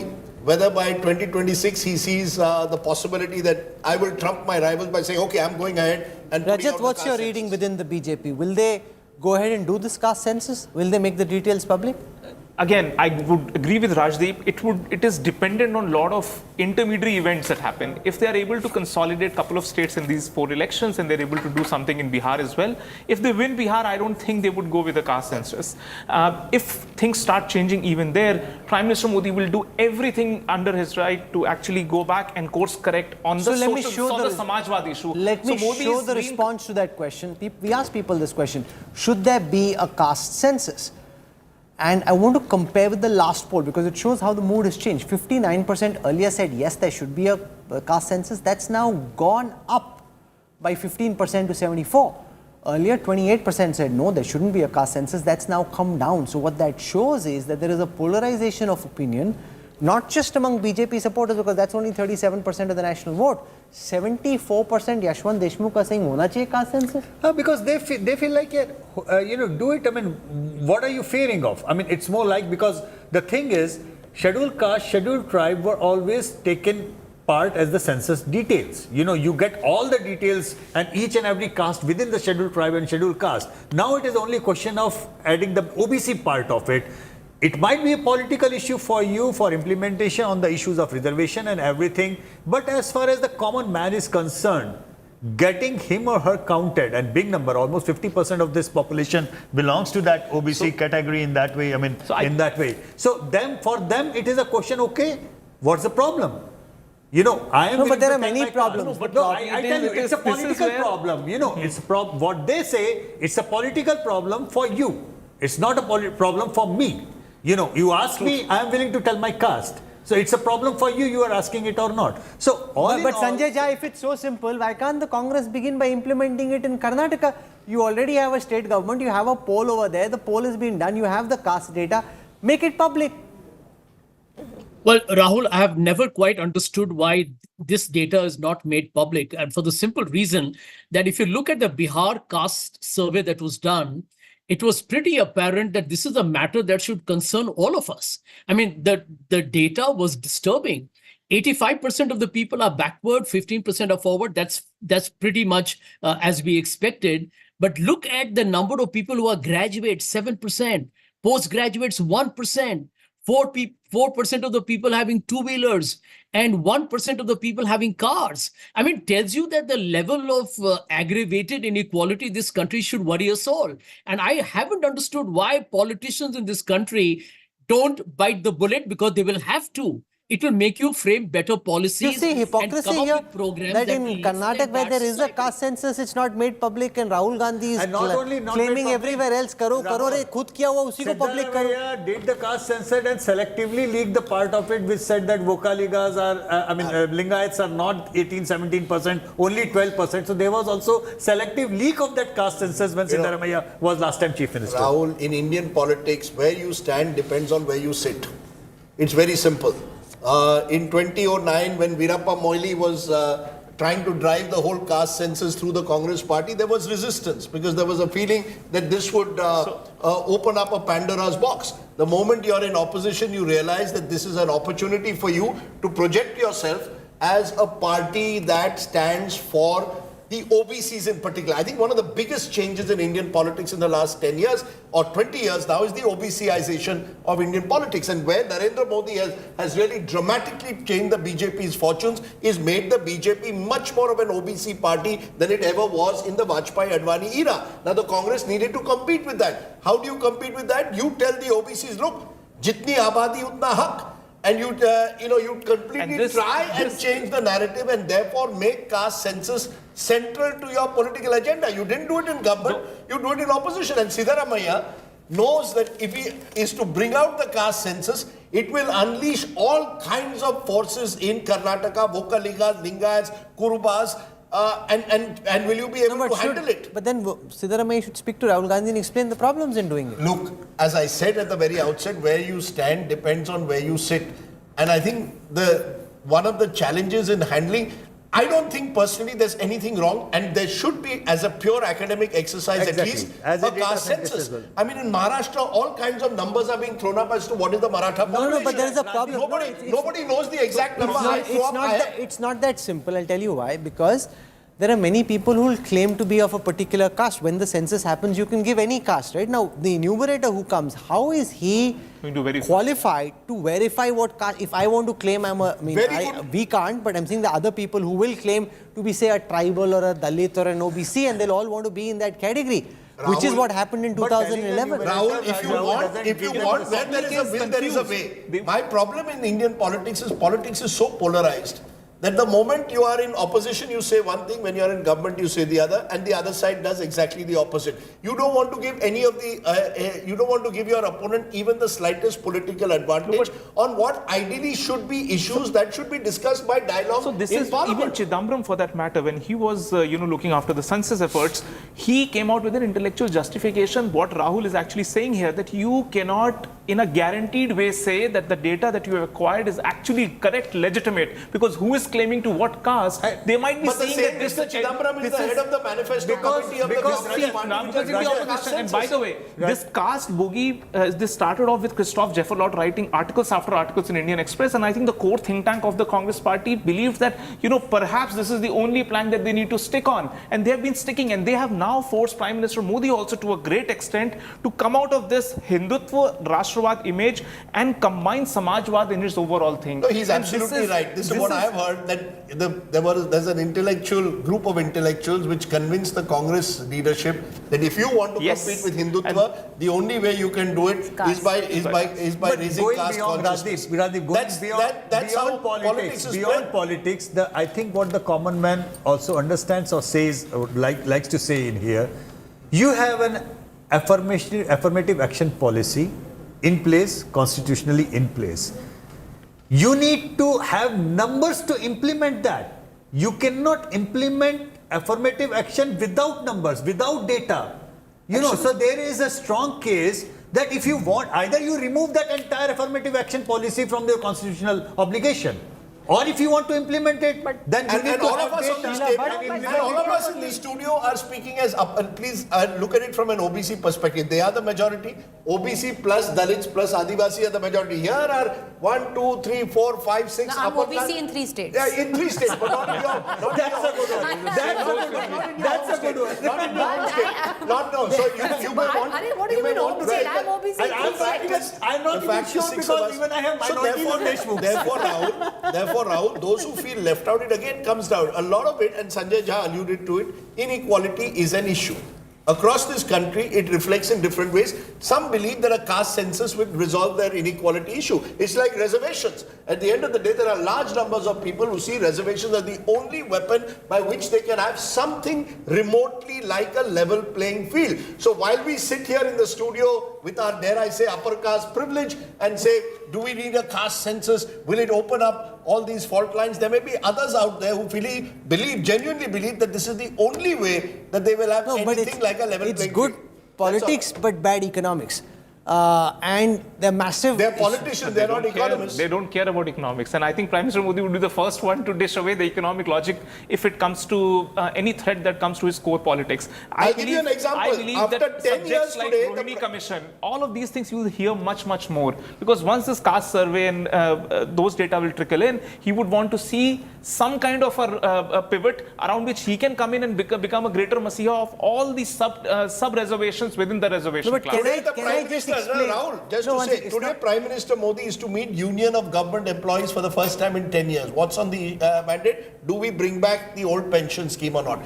Look, this is how politicians are. They sense, they will have to be flexible if the reality on the ground changes. You adapt to the reality. Can I just explain without He's speaking as the business today man. No. Without any upper caste privilege or any such thing being involved, just from a practical administration perspective, you come to a marginal upper caste, right? Not those who are doing very well, who for all economic purposes feel that they are low caste but happen to be classified as upper caste. When you come and do that, like for example, Ganchi Teli in Gujarat wasn't OBC earlier, it became OBC later, right? So there's a big debate about where you classify them. They'll all start classifying themselves as OBCs. But look so at the how percentage of OBCs... Rahul, look at what happened. Let me tell you politically how it happens in this country. The BJP lost, just a minute, BJP lost Madhya Pradesh and Rajasthan and Chhattisgarh in 2019, in 2018 December. What was one of the first things they did? They went and ensured that the economically disadvantaged group, irrespective of caste, got reservations. What did our Supreme Court do? Despite the 50% rule that is there otherwise, they allowed it. Please understand how this country works. Will you allow it tomorrow when there is debate, when the backward castes in different parts of the country say, jitni abadi utna, then you'll say, nahi, 50% hai. But the moment it came to economically disadvantaged group, which is a fair way to look at it. I am an upper caste person of low income, why should I not get reservations? There is huge support. But there is already the 10% for you. That's what I'm saying. There is huge support for the idea that reservation base should be the economic criteria. There is huge support for the idea for that as well. So, see, what the huge support from whom? Even among the OBCs. Sir, it's you only are amongst the OBCs. Okay, can I very quickly, what is the biggest confrontation going to take place in the country? over the Supreme Court creamy layer. Yeah. The fact is the Supreme Court has gone and said, and many would believe on economic criteria, it's the right thing to say. But out there, every political party associated every SC group is against it. Yesterday, the whole Bharat Bandh was against it. But it is going to be relatively easy within the OBC. Sorry? That will be, creamy layer might be difficult in the SC communities as such, but reservation within reservation in the OBC category is a much more viable political project, and something that BJP would want to tag along and ensure that you are seeing even on that, even there you are seeing in Maharashtra the battle lines that have been drawn between even in Karnataka, the Bokaligas Lingayats say that we want to be part of the OBC. These are very, very tricky issues. Can I come to the next question? This is to do because we need to keep moving on. So do you support the idea of one nation, one poll? 72% of the respondents say yes, they support the idea of one nation, one poll. 25% say no. Earlier it was 66, now it's 72, so it's actually gone up. I don't support the idea of one nation, one poll. I want fewer polls for sure, but there should be polls. Yeah, but this is not an emotive issue. This is not an emotive issue. So therefore, which way the public sentiment go, it is not going to convert into votes. The other issues are highly emotive and skin in the game issues. No, but from a public elections keep a check on governments. From a public standpoint, this and data they keep point us in is business. Less. If we didn't have, what will we do? If there's a poll, ये दिमाग का question है, दिल का question नहीं है. I think public is like fed up with debate too many election. I think constant campaign of the politicians. I am very strongly opposed to the idea of one nation. No, we all are for different reasons, possibly including our jobs. But Rahul, this is precisely where I think somewhere the BJP, astute party that it is, lost the narrative of 2024 because. For the very reason, one nation, one poll they pushed in September last year on the very day that the India Alliance was meeting in Mumbai. But it didn't really strike a chord with the common masses because it's not an emotive issue. Even the issue of Viksit Bharat. You see, what is Viksit Bharat 2047? I want to know what is going to happen to me in 6 months. The Prime Minister is trying to spin it and he's entitled to it, to tell you what will be Bharat look like in 2047. But it's not an emotive issue. That's what you're saying. The problem that the BJP is having at the moment with all these issues, including one nation, one poll, how do I strike an emotional chord? Whether we like it or not, this caste census on the other hand, became for many people, isse mujhe fayda hoga. Sheila want to make a point. Yes. No, I just wanted to say that India is irreversibly polarized. And such issues will never see its logical end. And particularly caste census. Whichever the figures come, it will be rejected by one set of people. Oh, absolutely. So I'm saying that we are only going round and round, and these will go on for generations. Should a uniform civil code be implemented again? The percentage of people supporting UCC has jumped up sharply. If you see for the last 4 polls, it was always in the mid-60s. 66% in August 2022, 69% in January 23, 62, 63, now it's jumped up to 76. Those who are saying no has come down to 16. So much more support now for the idea that there should be a uniform civil code. It's heading in that direction. Sanjay Jha, from the Congress's lens, the fact that 3/4 of the respondents want a UCC, this is something the opposition is pushing back against, but there seems to be popular support for the idea. See, Rahul, if you look at the UCC and as it's called as the directive principle, it basically also assumes that that's an empowerment that the citizens need to have a common code. The problem with Mr. Modi's government is that for them, any such amendment must have a direct and an immediate political ramification. I mean, I found it absolutely amusing and astonishing at the same time that Mr. Modi started calling it the secular civil code. It's as if he tried to mock the very founders of the constitution for trying to play a sectarian game, which is like awful politics, is very dangerous politics. And I think that is where the pushback will happen. I'm not convinced that Mr. Modi's government is capable of building in all stakeholders together. They would like to keep the pot boiling as long as they can, simply because it gives them an agenda to continue to play their polarization game. But actually, it is a need of the hour. There's nothing wrong with it, provided you're able to bring everyone together, which should be the job of the Prime Minister, being pragmatic, compassionate, and most important, inclusive. Last question. Is democracy in danger? Till the 4th of June, many thought democracy was in danger. Suddenly now the percentage of those who think democracy is in danger has actually come down. No, earlier was 39%. That's now jumped up to 50%. Yes was 46%. At its peak, it was 50%. Now is down to 42%. I think after the results, across political lines, people say, "Nahi, ab khatra nahi hai democracy. Ab theek ho gaya democracy." Should have been more. It's the last frequently asked question that I answer, if I may finally plug my book. In my epilogue, is democracy... कब आ रही है sir book आपकी? October, late October, but that's the final question I raise. And I think we need to make a distinction here between electoral democracy and constitutional democracy. In my view, electoral democracy in terms of competitive politics is still alive, as we saw even in the 2024 elections. I think constitutional democracy in terms of our institutions, their abilities to act as checks and balances, is something which concerns me, whether it's judiciary, whether it's media, whether it's enforcement agencies. And I think therefore we need to make that distinction between electoral democracy, which is alive and well, and constitutional democracy, where I have a few reservations. Even on electoral democracy, I feel we do not have truly a level playing field in the sense of money, power. No, if the BJP loses, then it's level playing field. If BJP doesn't lose, then it's not level. Not at all. When the Congress was in power, this has been whoever has been in power has tended to misuse their authority to somehow or the other ensure a non-level playing field. Okay. When I look at the US elections, the big difference that I see, when you give the Democrats equal time for their convention and you'll give the Republicans equal time on their convention. I hope the day will come in this country when all the political parties will have equal time on television, when the Election Commission will be a true neutral umpire, and when money in some way is equally available to all the contending parties. Final words, Sanjay Jha, as you wrap up this long marathon broadcast around the mood of the nation, what stood out for you most? What concerned you the most? What gave you the greatest joy? Your final sense of the India Today Mood of the Nation poll. Sanjay. Rahul, I'll keep it brief. I'm very optimistic about India. And even before the 2024 election results, I'm glad we talked about reservations on your program, because that, besides the politics, is a constitutional mandate, because I think we are a beautiful country, a very diverse country, and I think we need to celebrate that. My personal feeling after hearing some of the observations is that Indian politicians are being challenged.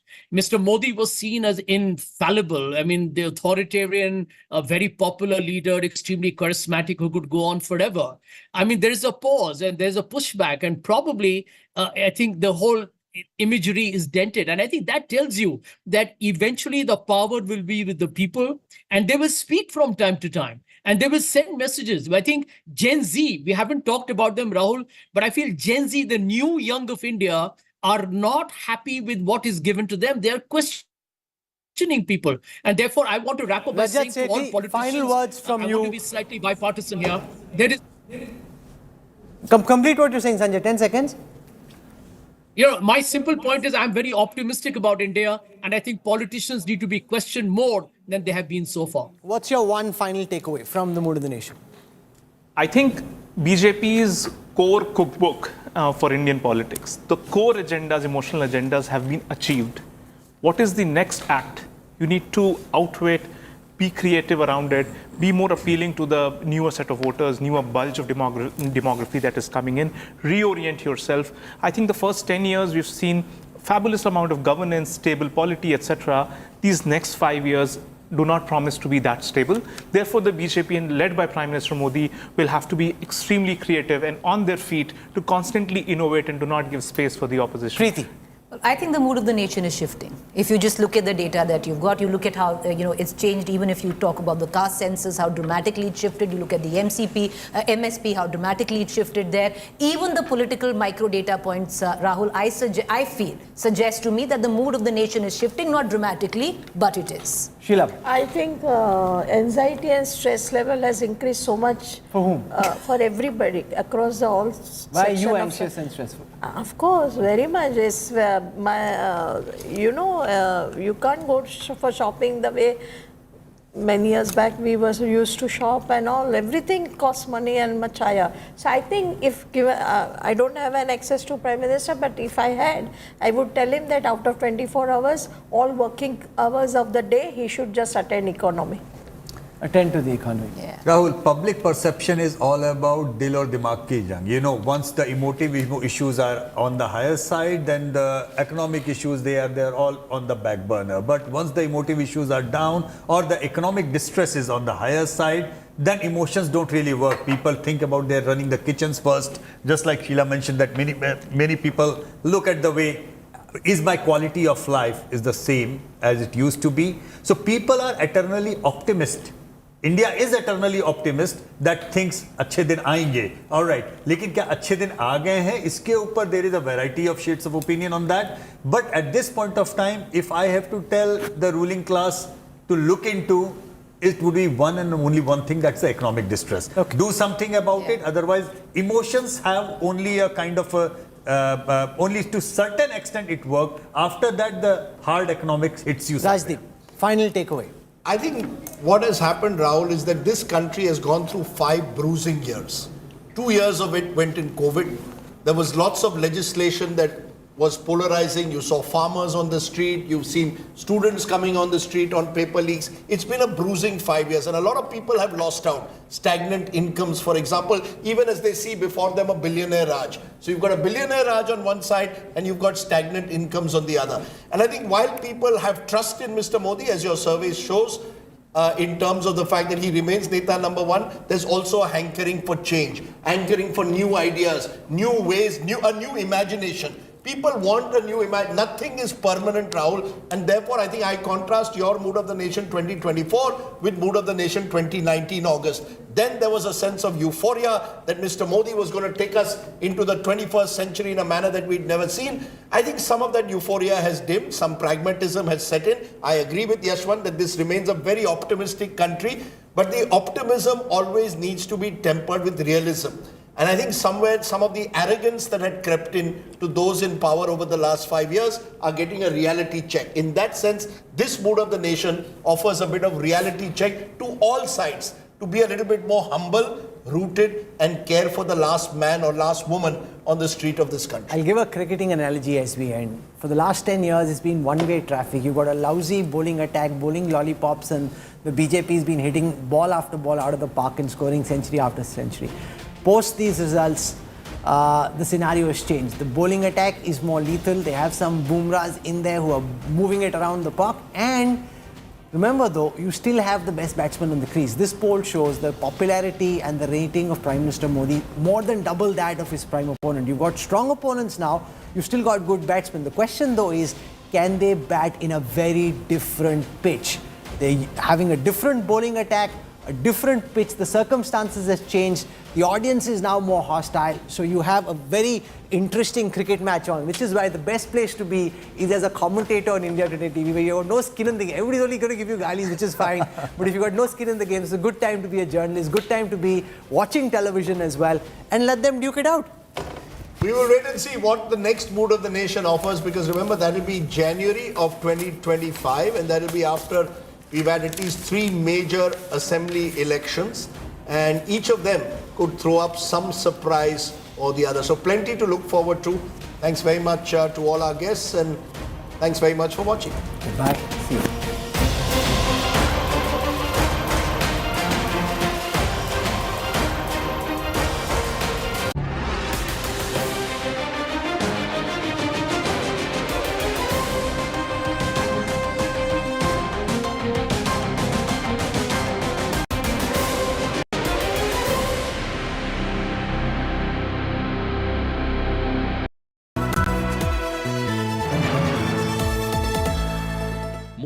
Razr 50 Ultra comes with Google Gemini. एक दोस्त है जिससे बात किए बिना हम रह नहीं सकते, बातें घंटों की हों या कुछ सेकंड्स की। ये दोस्त हमेशा हमारी बात सुनता है, क्योंकि हमारा सबसे अच्छा दोस्त भगवान ही तो है। मंगलदीप, दिल से करो बात भगवान के साथ। As I see here, scores of doctors. It's an endless line here right behind me. The rally has nearly 1,000 or maybe more. They're raising slogans. They're mounting pressure on the West Bengal government, on the CBI, on the central government, on the court. We're looking at the kind of protest today that we've never seen before. It was a planned protest. that's been launched. But let me get you voices here from those popular sporting personalities here in West Bengal. This is Nabila Jamal signing off right from here on the streets of Kolkata with camera person Pawan for India Today. Grounded in journalism, on the ground reporting. Only on India Today TV.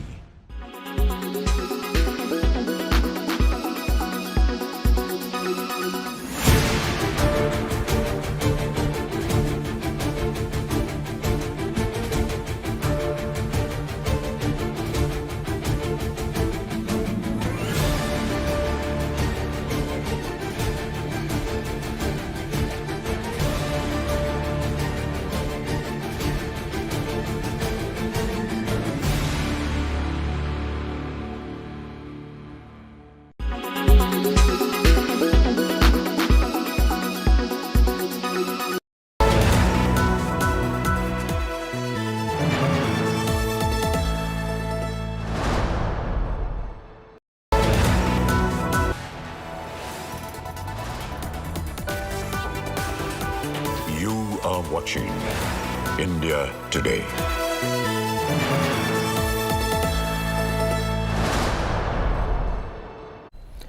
BJP MP from Mandi in Himachal Pradesh, Kangana Ranaut, finds herself in the eye of a storm, this time over her remarks on the 2020 farmers' protests and linking it to protests and riots in Bangladesh. The actor-turned-member of Parliament's remarks have triggered a massive backlash, not just from the opposition, but some within her own party, cautioning her against remarks like this. The Congress, of course, is demanding an apology.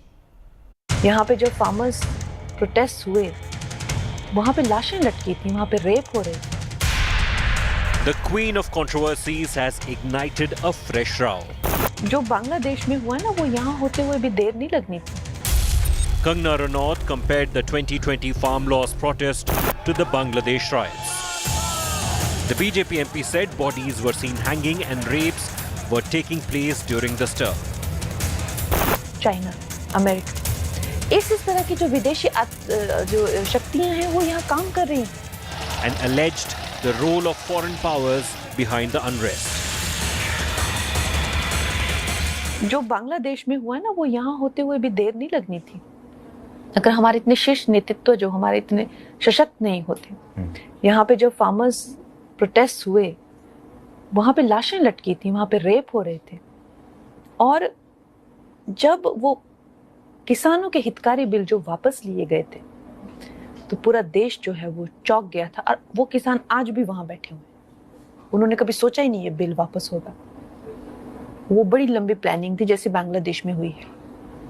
तो इस तरह के षड्यंत्र, और आपको क्या लगता है किसानों, चाइना, अमेरिका, इस तरह की जो विदेशी जो शक्तियां हैं वो यहाँ काम कर रही हैं.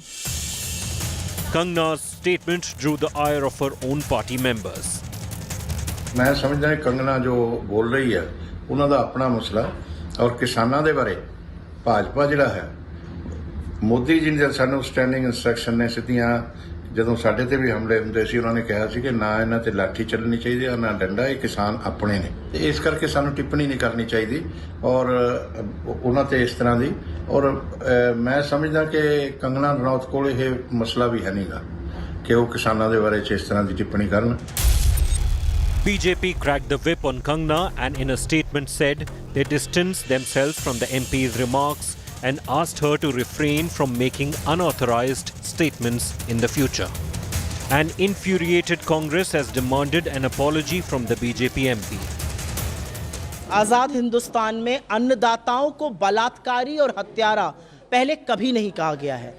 ये बीजेपी की सांसद हैं, नेतृत्व की बहुत चुनी हुई हैं, और उन्होंने इन शब्दों का प्रयोग किया है. भारतीय जनता पार्टी ये कह के पलड़ा बिल्कुल नहीं झाड़ सकती है कि ये हमारा मत नहीं है, ये उनका वक्तव्य है. Farmer bodies like the SKM has condemned the remarks and asked for an apology from Prime Minister Modi himself. To add to Kangana's troubles, her recent film Emergency has come under fire from Sikh organizations. An Australia-based Sikh council has demanded a ban on the release in the country over the portrayal of Bhindranwala as a terrorist in the film. Earlier, the SGPC and Sri Akal Takht Sahib had also sought a ban on emergency.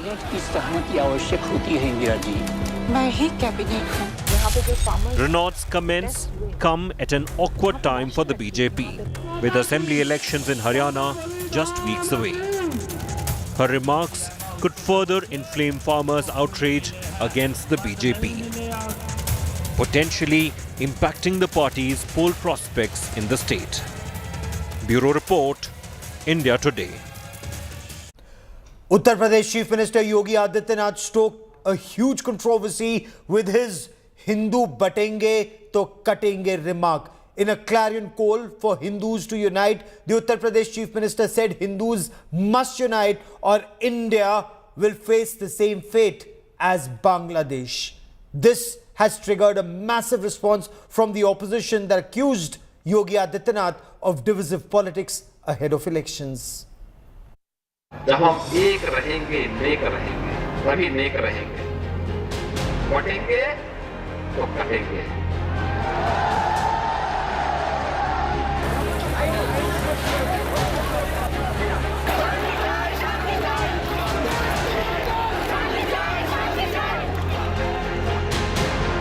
Uttar Pradesh CM Yogi Adityanath's blunt message, ostensibly aimed at Hindus of India, saying, "Batenge to katenge, or you will perish if you get divided," warning against suffering a Bangladesh-like fate, where Islamists had gone on a rampage targeting minority Hindus after Sheikh Hasina regime was overthrown. बहनों और भाइयों, राष्ट्र से बढ़कर के कुछ नहीं हो सकता, कुछ नहीं हो सकता, और राष्ट्र तब सशक्त होगा जब हम एक रहेंगे, नेक रहेंगे, तभी नेक रहेंगे, बटेंगे तो कटेंगे। आप देख रहे हैं ना, बांग्लादेश में देख रहे हो ना, तो वो गलतियां यहां नहीं होनी चाहिए। बटेंगे तो कटेंगे, एक रहेंगे तो नेक रहेंगे। BJP defended Yogi's remark, saying that unity is the need of hour for safety and security of India. Whatever Yogi Adityanath ji has said, he has aptly said. If we Hindus are not going to be united, very soon we are going to see the same consequences which we have seen in Bangladesh in today's state. The political party like Congress or the political party who follow the same ideology, and especially if I talk about the ideology of Britishers, divide and rule, which Congress party, a political party which was being handmade by the Britishers to divide our country, they are doing till date. Opposition shot back at CM Yogi, calling it a divisive ploy to grab power. वो प्रधानमंत्री बनना चाहते हैं, कम से कम प्रधानमंत्री का role उन्हें नहीं प्ले करना चाहिए। ये काम प्रधानमंत्री जी का है, भारत सरकार का है कि दुनिया में किस देश के साथ कैसे संबंध रखना है। ये पहली बार नहीं मुख्यमंत्री जी कर रहे हैं, मुख्यमंत्री जी पहले भी कह चुके हैं। मुझे उम्मीद है कि दिल्ली वाले इन्हें समझाएंगे कि दिल्ली वाले फैसलों पर वो हस्तक्षेप न करें। खुद वो भारत की बेइज्जती कर रहे हैं, भारत को कंपेयर कर रहे हैं बांग्लादेश से। क्या वो ये कहना चाहते हैं कि भारत में इलेक्शंस रिग होते हैं? क्या वो ये कहना चाहते हैं कि नरेंद्र मोदी की सरकार अनस्टेबल है? Yogi had earlier slammed the opposition of raking up the war in Gaza, but staying silent on plight of Bangladeshi Hindu minority. जो लोग दुनिया के अंदर अन्य मुद्दों पर बोलते हैं, मुखर होकर के बोलते हैं, उनको फिलिस्तीन दिखाई देता है, लेकिन बांग्लादेश नहीं दिखाई देता। उनको दुनिया के अंदर अन्य जगह दिखाई देती है, लेकिन बांग्लादेश नहीं दिखाई दे रहा है, क्योंकि वहां मंदिर तोड़े जा रहे हैं और हिंदू मारा जा रहा है। Yogi's batenge to katenge warning, is it a divisive ploy, pitting one community against another, or a timely call to action to avoid upheaval and ultimate destruction? Bureau Report, India Today. VVIP privileges behind bars for Kannada actor and murder accused Darshan. From coffee to cigarettes to lounging under the sun with other history sheeters. This is India Today that first exposed this VVIP treatment for Darshan inside Bengaluru's central prison. India Today's report forced action by the Siddaramaiah government with heads rolling at the prison. Sources now say Darshan may be transferred to another prison in the state.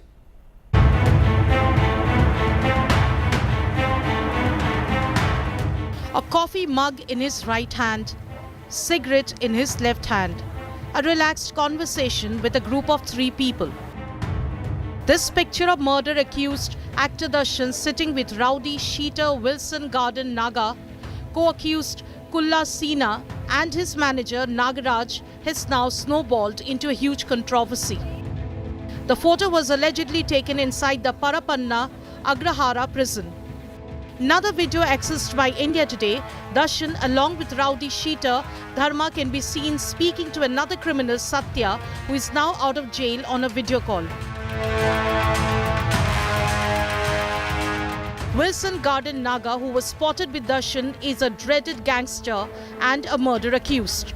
He used to mediate in real estate disputes and was booked by state police under the Gangsters Act. Naga was also a prime accused in 8 murder cases. Another rowdy cheater, Dharma, is seen in a video call allegedly made from the jail. Dharma is accused of murdering another rowdy cheater recently. He was also booked by state police under the Gangsters Act. Satya, who featured in the video call, was recently released from jail. He was imprisoned for a minor offence. Chief Minister Siddaramaiah has directed authorities to shift Darshan and other suspects to different barracks.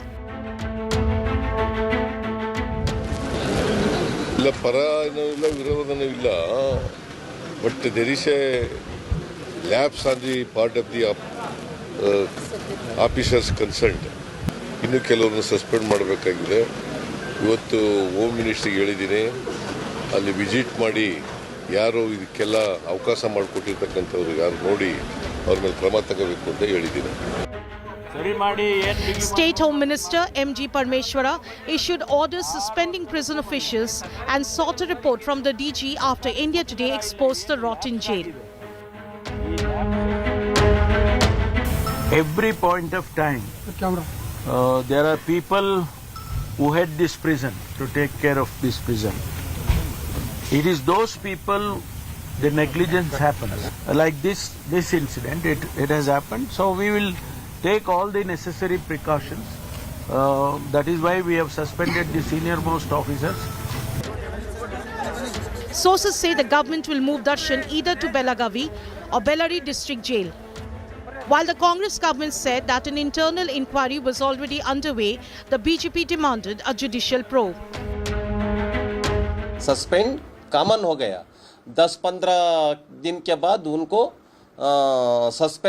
Suspension से हटाने के बाद वो duty में join हो जाते हैं. Seating जज का इंक्वायरी होना चाहिए क्योंकि एक गंभीर घटना है. This has not been endorsed by the government. It might have happened because of some local adjustments with the local prisons in charge or whatever it is. The Home Minister has already has ordered an internal inquiry. The latest pictures of Darshan's bonhomie with gangsters has raised serious questions over security lapses in jail. Darshan is accused in the murder of Renuka Swamy, a fan who was allegedly stalking the actor's partner, Pavitra Gowda.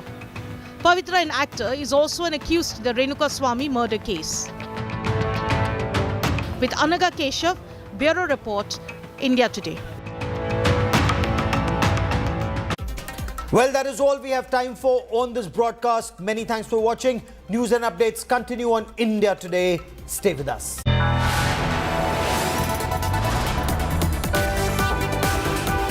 You are watching India Today.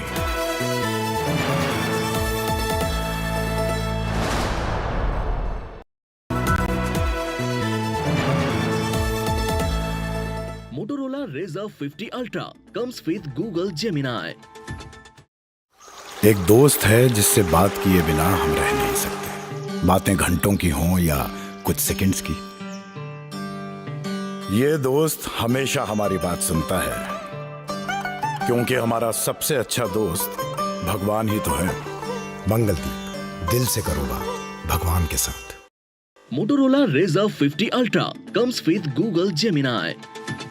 Hi, I am AI anchor Sana, bringing the top headlines for you, presented by Motorola. Amid demand for statehood, Centre moves to create 5 new districts in Ladakh. Mayawati denies retirement rumors from politics, says will stay active till last breath. Yogi Adityanath's big statement on atrocities against Bangladeshi Hindus, says Hindus should not repeat the mistakes of Bangladesh.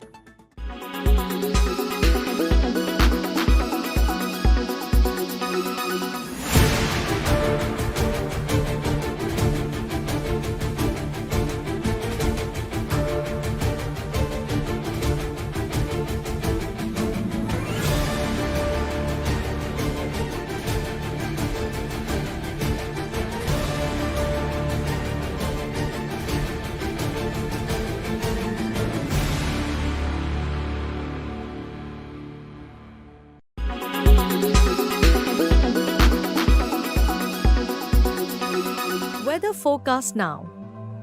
Delhi, maximum 34 and minimum 27 degrees. Mumbai, maximum 29 and minimum 27 degrees.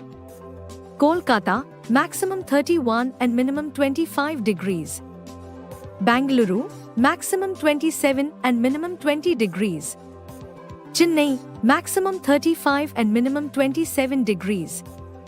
Hyderabad, maximum 29 and minimum 22 degrees.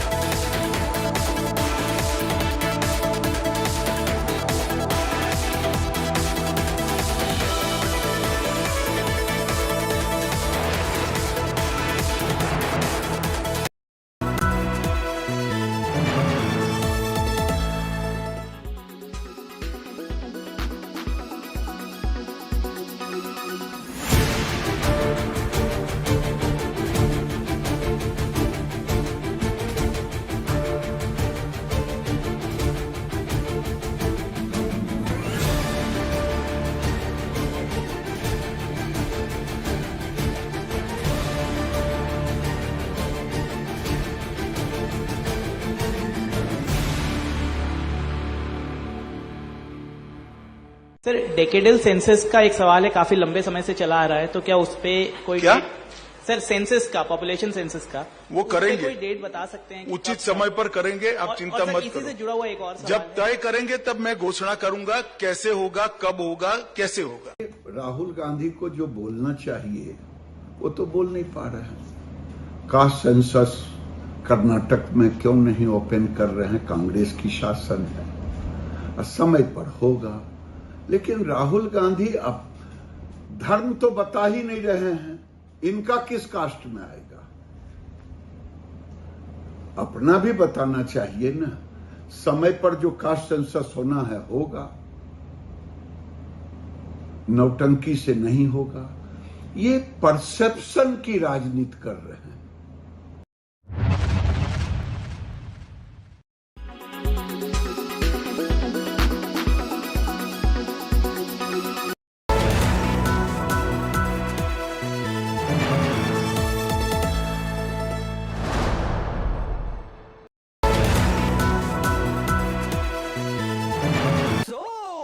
Sorry.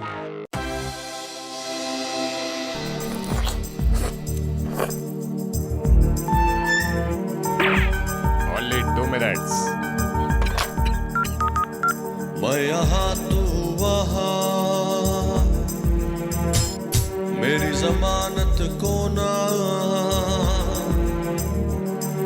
Sir, sugar check करा लीजिए please. जाओ तुम खुश रहो, मैं करूं क्या बयां शुगर रहती नहीं ठीक मेरी यहाँ वजन भी ठीक मेरा रहता कहाँ पर जमानत मुझे मिलती ना Sir, BP check. जितनी अर्जियां अब मैं भेजूं पर जमानत मिलती नहीं सारी दलीलें लगा बाहर निकला ना मैं कोई बताए करूं और क्या मैं यहाँ तू वहाँ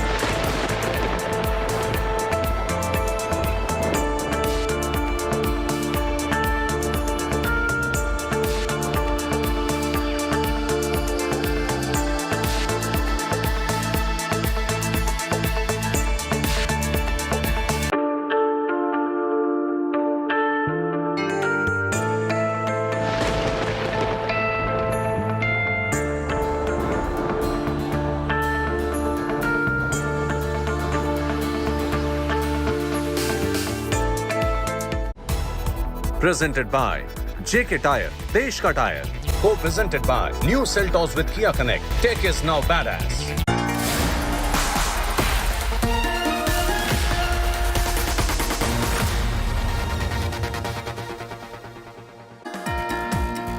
Good evening, hello and welcome. You're with the news today, your primetime destination news. Newsmakers talking points. The big talking point is coming on that big question. Instant justice, is that the only way to deal with rape cases? Sexual assault, should it lead to short-circuiting of judicial processes? Is the judicial system too slow in dealing with such cases? Are fast-track courts really delivering? Also, a Me Too allegation that has stunned the Malayalam film industry, Kerala and the film industry across the country. We'll tell you more with the newsmaker tonight. But first, as always, it's time for the 9 headlines at 9. The Kolkata rape accused makes chilling admissions in the lie detector polygraph test. Says he raped, killed Abhaya while she was unconscious. CBI files financial misconduct FIR against ex-principal Sandeep Ghosh. A Me Too storm amidst sexual abuse charges hurled at top Kerala directors and actors. After the Hema panel report fallout, Kerala government now forms an SIT to probe the charges against top actors. National Conference and Congress seal a seat-sharing deal in Jammu and Kashmir. National Conference to contest 51 seats, Congress 32, with a friendly fight in 5 others.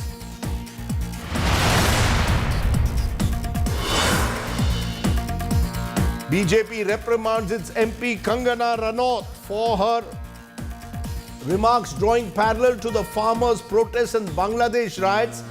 Says she can't speak on policy matters. Congress demands an apology from her. Uttar Pradesh Chief Minister Yogi Adityanath's clarion call for unity triggers a row. He says Hindus should unite to avert a Bangladesh-like crisis. Opposition slams Yogi for divisive politics. Murder-accused actor Darshan gets VVIP privilege in Karnataka jail. Siddharamaiah government swings into action, suspends 9 prison officials. Sources say Darshan will be moved to a new jail. Torrential rainfall lashes Gujarat, roads inundated while rivers swell, leading to mass infrastructure damage. Red alert declared for the next few days. A Chhatrapati Shivaji Maharaj statue inaugurated last year collapses in Maharashtra's Sindhudurg. Opposition hits out, says statue was inaugurated in haste. Government says heavy winds and rains responsible for the collapse. A big escalation in the Ukraine-Russia war. Ukraine unleashes a 9/11 style attack on a Russian building. Russia retaliates with a missile barrage on Ukraine's energy infrastructure.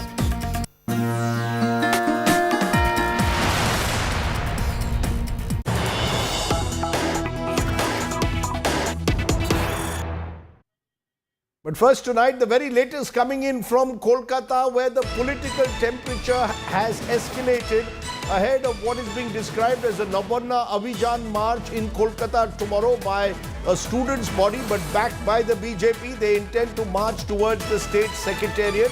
Security has been tightened in the Bengal capital with over 6,000 security personnel deployed. Meanwhile, India Today has got the inside track on the rape accused lie detector test. The alleged rapist Sanjay Roy has confirmed that yes, he did rape Abhaya when she was unconscious and then murdered her. The rapist killer then hid in a policeman's house after the crime. So that coming up in that polygraph test. I'm now joined by Indrajit Kundu on the very latest on both those questions. Indrajit, first to what we've just heard about the polygraph test, it seems to confirm what many have believed, that this was an act committed by Sanjay Roy. He's the one who committed the rape and the murder. Well, that's right. This seemed to confirm what the Kolkata police had initially stated in their investigation. Remember, Sanjay Roy is the prime accused, and he had confessed to the Kolkata police at what the Kolkata police had stated on record. And now, with the polygraph test being conducted by the CBI, it reconfirms what was stated earlier, that he is the main, perpetrator of the crime. However, it's been, more than a week that has passed, but no further leads have emerged from the CBI probe, and that's precisely why polygraph test has been conducted on Sanjay Roy, Sandeep Ghosh, 4 other, interns who were present on that fateful night, along with the victim and a volunteer. And the police is and the CBI, in fact, is trying to, sift through the details that are emerging, because their main, contention at this point in time is to figure out whether or not there was any, whether they are lying. The other question, of course, other question is the security tomorrow. We are told that there are marches planned towards the state secretariat, and we are told as many as 6,000 policemen with drones and water cannons have surrounded that area. So, are there fears of possible violence? Why is it that this large security presence now outside the state secretariat? Well, that's right. This is a political, call that has been given to march to the state secretariat, though it is being called a students' protest, but it has come from an organization which barely anybody knows in West Bengal. Paschim Bongo Chhatro, is a group which has called for this, and clearly what has emerged all through the day is that it's clearly backed by the BJP. And a lot of the volunteers who have called for this march, they are BJP activists, is what has come in the play, and their images have gone viral on social media. In fact, the Kolkata police today did a press conference saying that they have links to the BJP. The state BJP president officially has distanced themselves. However, they've lent support to the agitation that has been organized for tomorrow. But the Kolkata police has made foolproof security arrangements, because they don't want a repeat of what had earlier happened during an officially BJP agitation which had called for march to the state secretariat a few years back. Okay, let's leave it there. Indrajit Kundu joining us with the very latest on what's been happening in Kolkata, that polygraph test suggesting that the rapist killer has admitted to his crime there in Kolkata. Now, across Bengal, Maharashtra, Assam, Uttar Pradesh, in the last week, cases of violent crimes against women have ignited widespread outrage. The brutal assault of a 31-year-old doctor in a Kolkata government hospital, the rape of children or sexual assault of children in Badlapur and Nagaon in Assam have intensified calls for justice. All of this happening with the Assam police allegedly claiming that one of the suspects in a gang rape case there died when he was trying to escape from police custody and jumped into a pond. Is this instant justice being practiced? Or should rape cases go through fast-track courts? Is our justice system much too slow when it comes to rape cases? All these questions still hang in the air. It's our top focus tonight.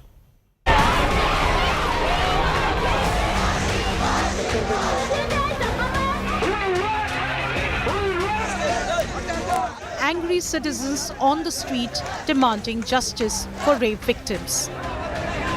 Bengal, Maharashtra and Assam erupted last week with calls for swift punishment for rapists who brutalized a trainee doctor in Kolkata, kindergarten kids in Badlapur and school kid in Nagaon.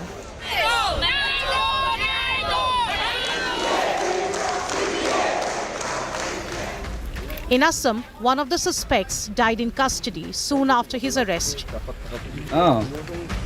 আমাৰ তেওঁ ফুটপুছ কৰাৰ পিছত আৰু তেওঁ যিটো আমাৰ চিন of crime য'ত ঘটনাটো হৈছে সেইটো দেখুৱাবলৈ তেওঁক লৈ যোৱা হৈছিলে তেনেতে তেওঁ আমাৰ চিপাহীটোৰ পৰা হেণ্ডকাপৰ ৰছীডাল পটকে টানি তেওঁ পলাবলৈ চেষ্টা কৰে আৰু পানী যিহেতু তাত পুখুৰী আছে পুখুৰীত পৰে লগে লগে আমি কৰ্ডন কৰোঁ কৰ্ডন কৰাৰ পিছত SDRFক খবৰ দিয়া হয় SDRF আহে আহি পেলাই তাত চাৰ্চ কৰাৰ পিছত তেখেতৰ মৃতদেহটো আমি পালোঁ Custodial deaths of rape suspects is not new. And as the crime itself is so heinous, public and politicians often do not question it. In 2019, 4 suspects arrested for the rape and murder of a veterinary doctor in Hyderabad were killed in an encounter a week after the crime. The police personnel involved in the encounter were fated by people. This time in Bengal too, Chief Minister Mamata Banerjee, faced with rising public anger, had called for the hanging of the suspect by August 18, within 10 days of the crime. এই কেসগুলো আমি মনে করি যারা করেন it's a big কি বলবো আমি জানি না extraordinary criminal it's a crime big crime এর কোনো শাস্তিতে লাভ নেই একটাই শাস্তি ফাঁসি দিয়ে দাও Prime Minister Narendra Modi on Sunday said he understood people's pain on sexual assault of women. आज देश का कोई भी राज्य हो अपनी बहनों बेटियों की पीड़ा को उनके गुस्से को मैं समझ रहा हूं मैं एक बार फिर देश के हर राजनीतिक दल से कहूंगा हर राज्य सरकार से कहूंगा कि महिलाओं के खिलाफ अपराध अक्षम्य पाप है दोषी कोई भी हो वो बचना नहीं चाहिए The government over the years has tried speed up trials in rape cases.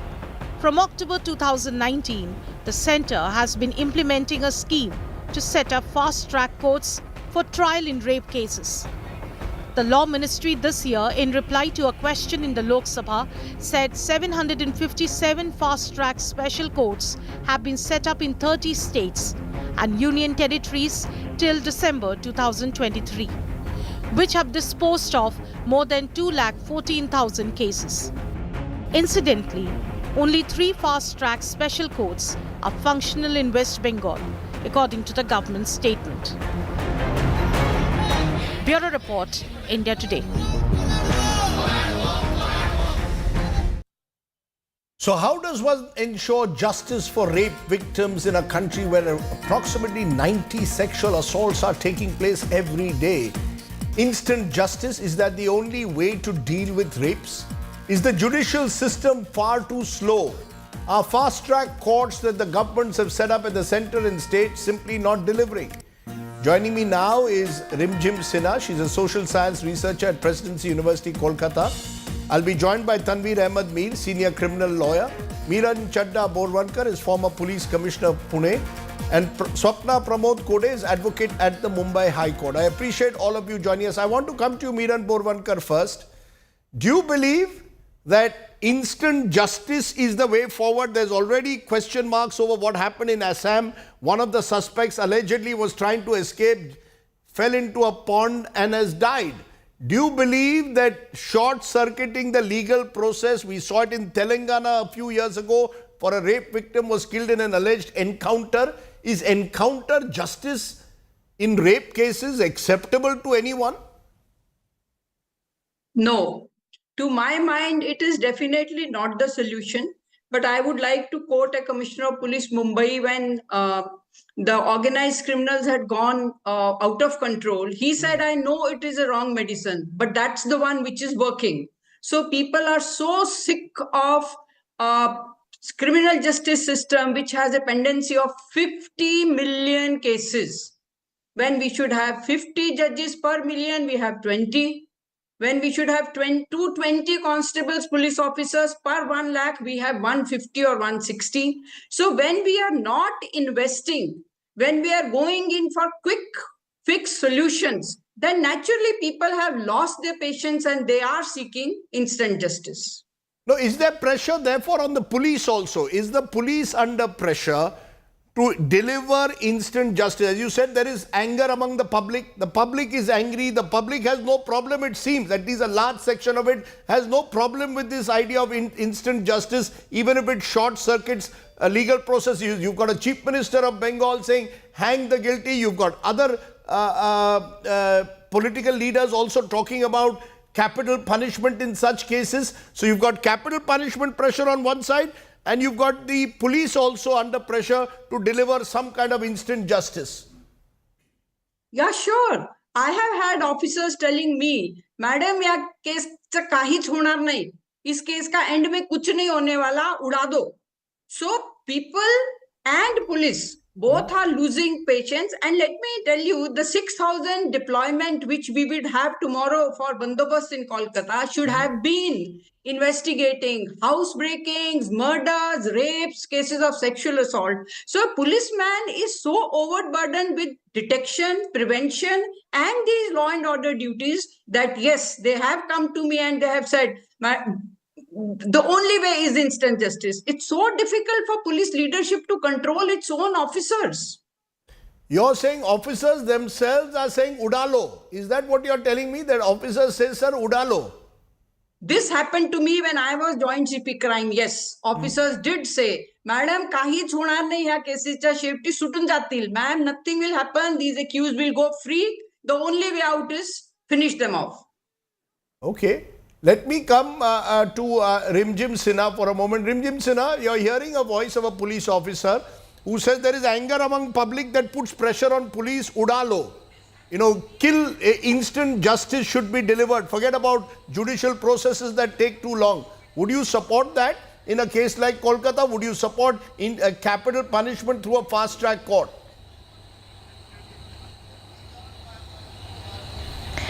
I don't think I will support that, because after realizing that I'm a woman and apparently a second-class citizen in the country that I've grown up in, I have seen a lot of cases related to sexual assault, related to violence against women, being sentenced to death for the criminals who have been arrested. So I have not seen the cases of rape stop after that. I have not seen women being safer after that. So capital punishment does not seem like the medicine to all these problems to me. So I do not agree with that. I understand the rage. I understand that a lot of us women have to go through and experience a lot of forms of harassment every day that we step out of our house, or even if our own families, from the people we know and from strangers as well. But capital punishment has not proved itself as the right medicine to these problems. I really think structural changes could bring that, not only one justice to, or capital punishment as justice to one case. Okay, let me just put out a graphic at the moment. Rape cases disposal by courts in 2022. Just take a look at the numbers, because these numbers will tell you why there is so much of frustration. Cases sent for trial in that year were 26,508. Total trial cases 1,98,285. Convicted 5,067. That's 2.6. Acquitted 12,062. 6.1%. This is as per the NCRB. So Tanveer Ahmed Mir, there's a sense that even if a case goes into trial, either the accused could get away for lack of evidence, and it's only 2.6% cases that actually result in conviction. So there is pressure therefore from society, as Miran Borwankar said, even on the police udalo. I'm using that word again and again because that in my sense reflects a certain desire for instant justice.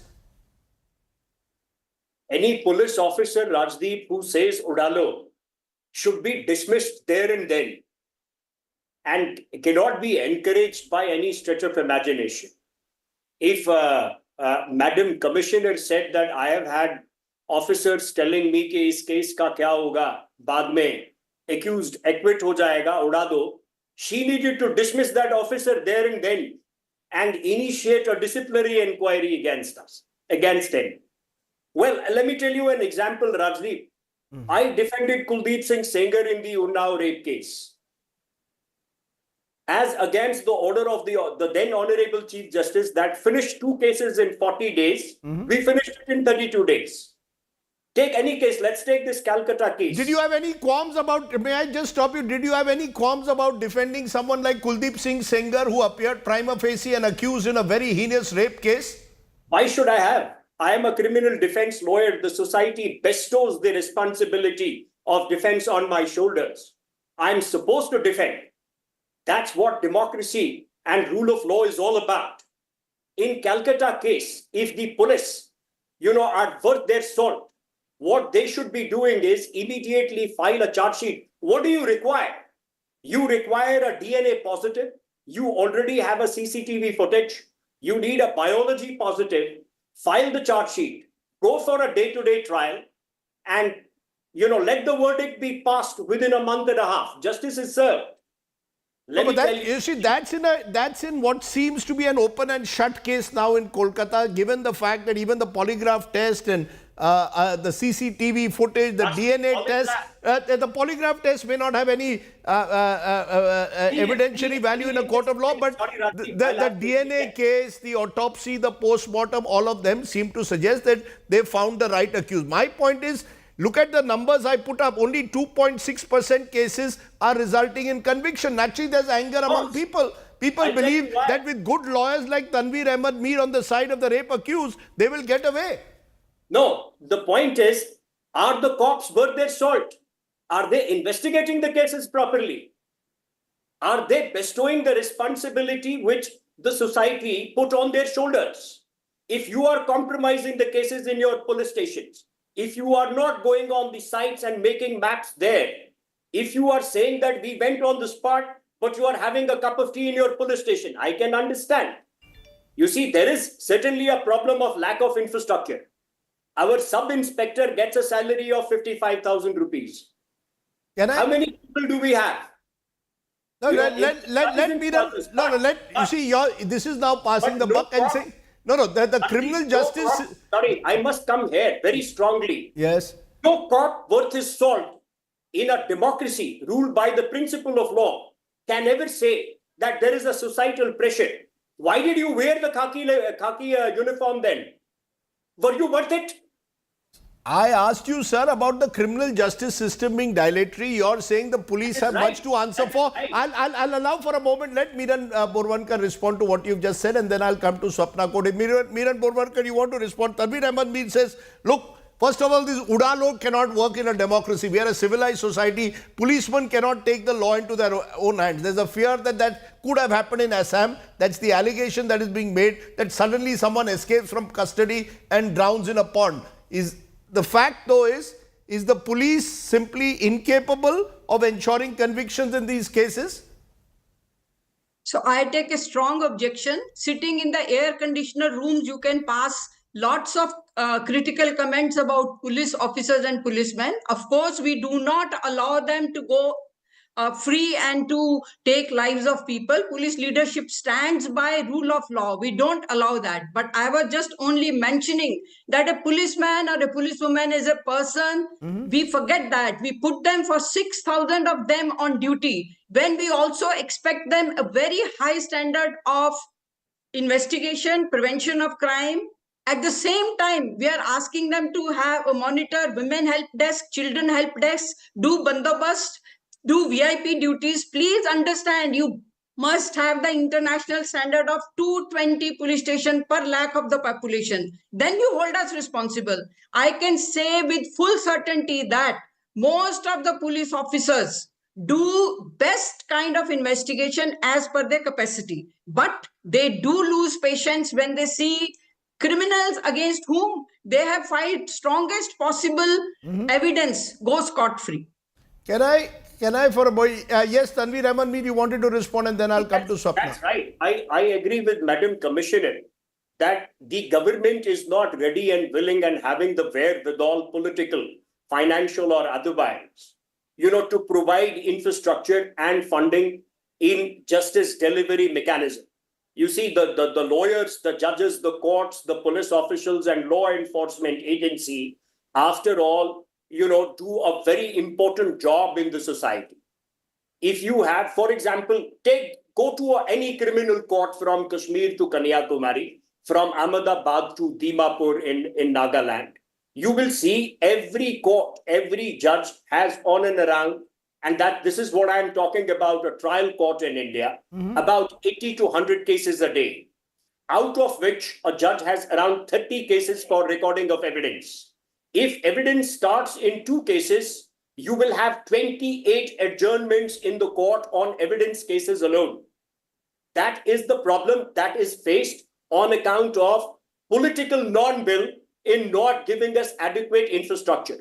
But at the end of the day, it's not a point. Even if we lack infrastructure, what is your will? What is your will? Your will has to be that we'll see in a case of rape. Rajdeep, allow me to say this. Why are you wasting your time on polygraph in a rape case? Is polygraph admissible in a court of law? No.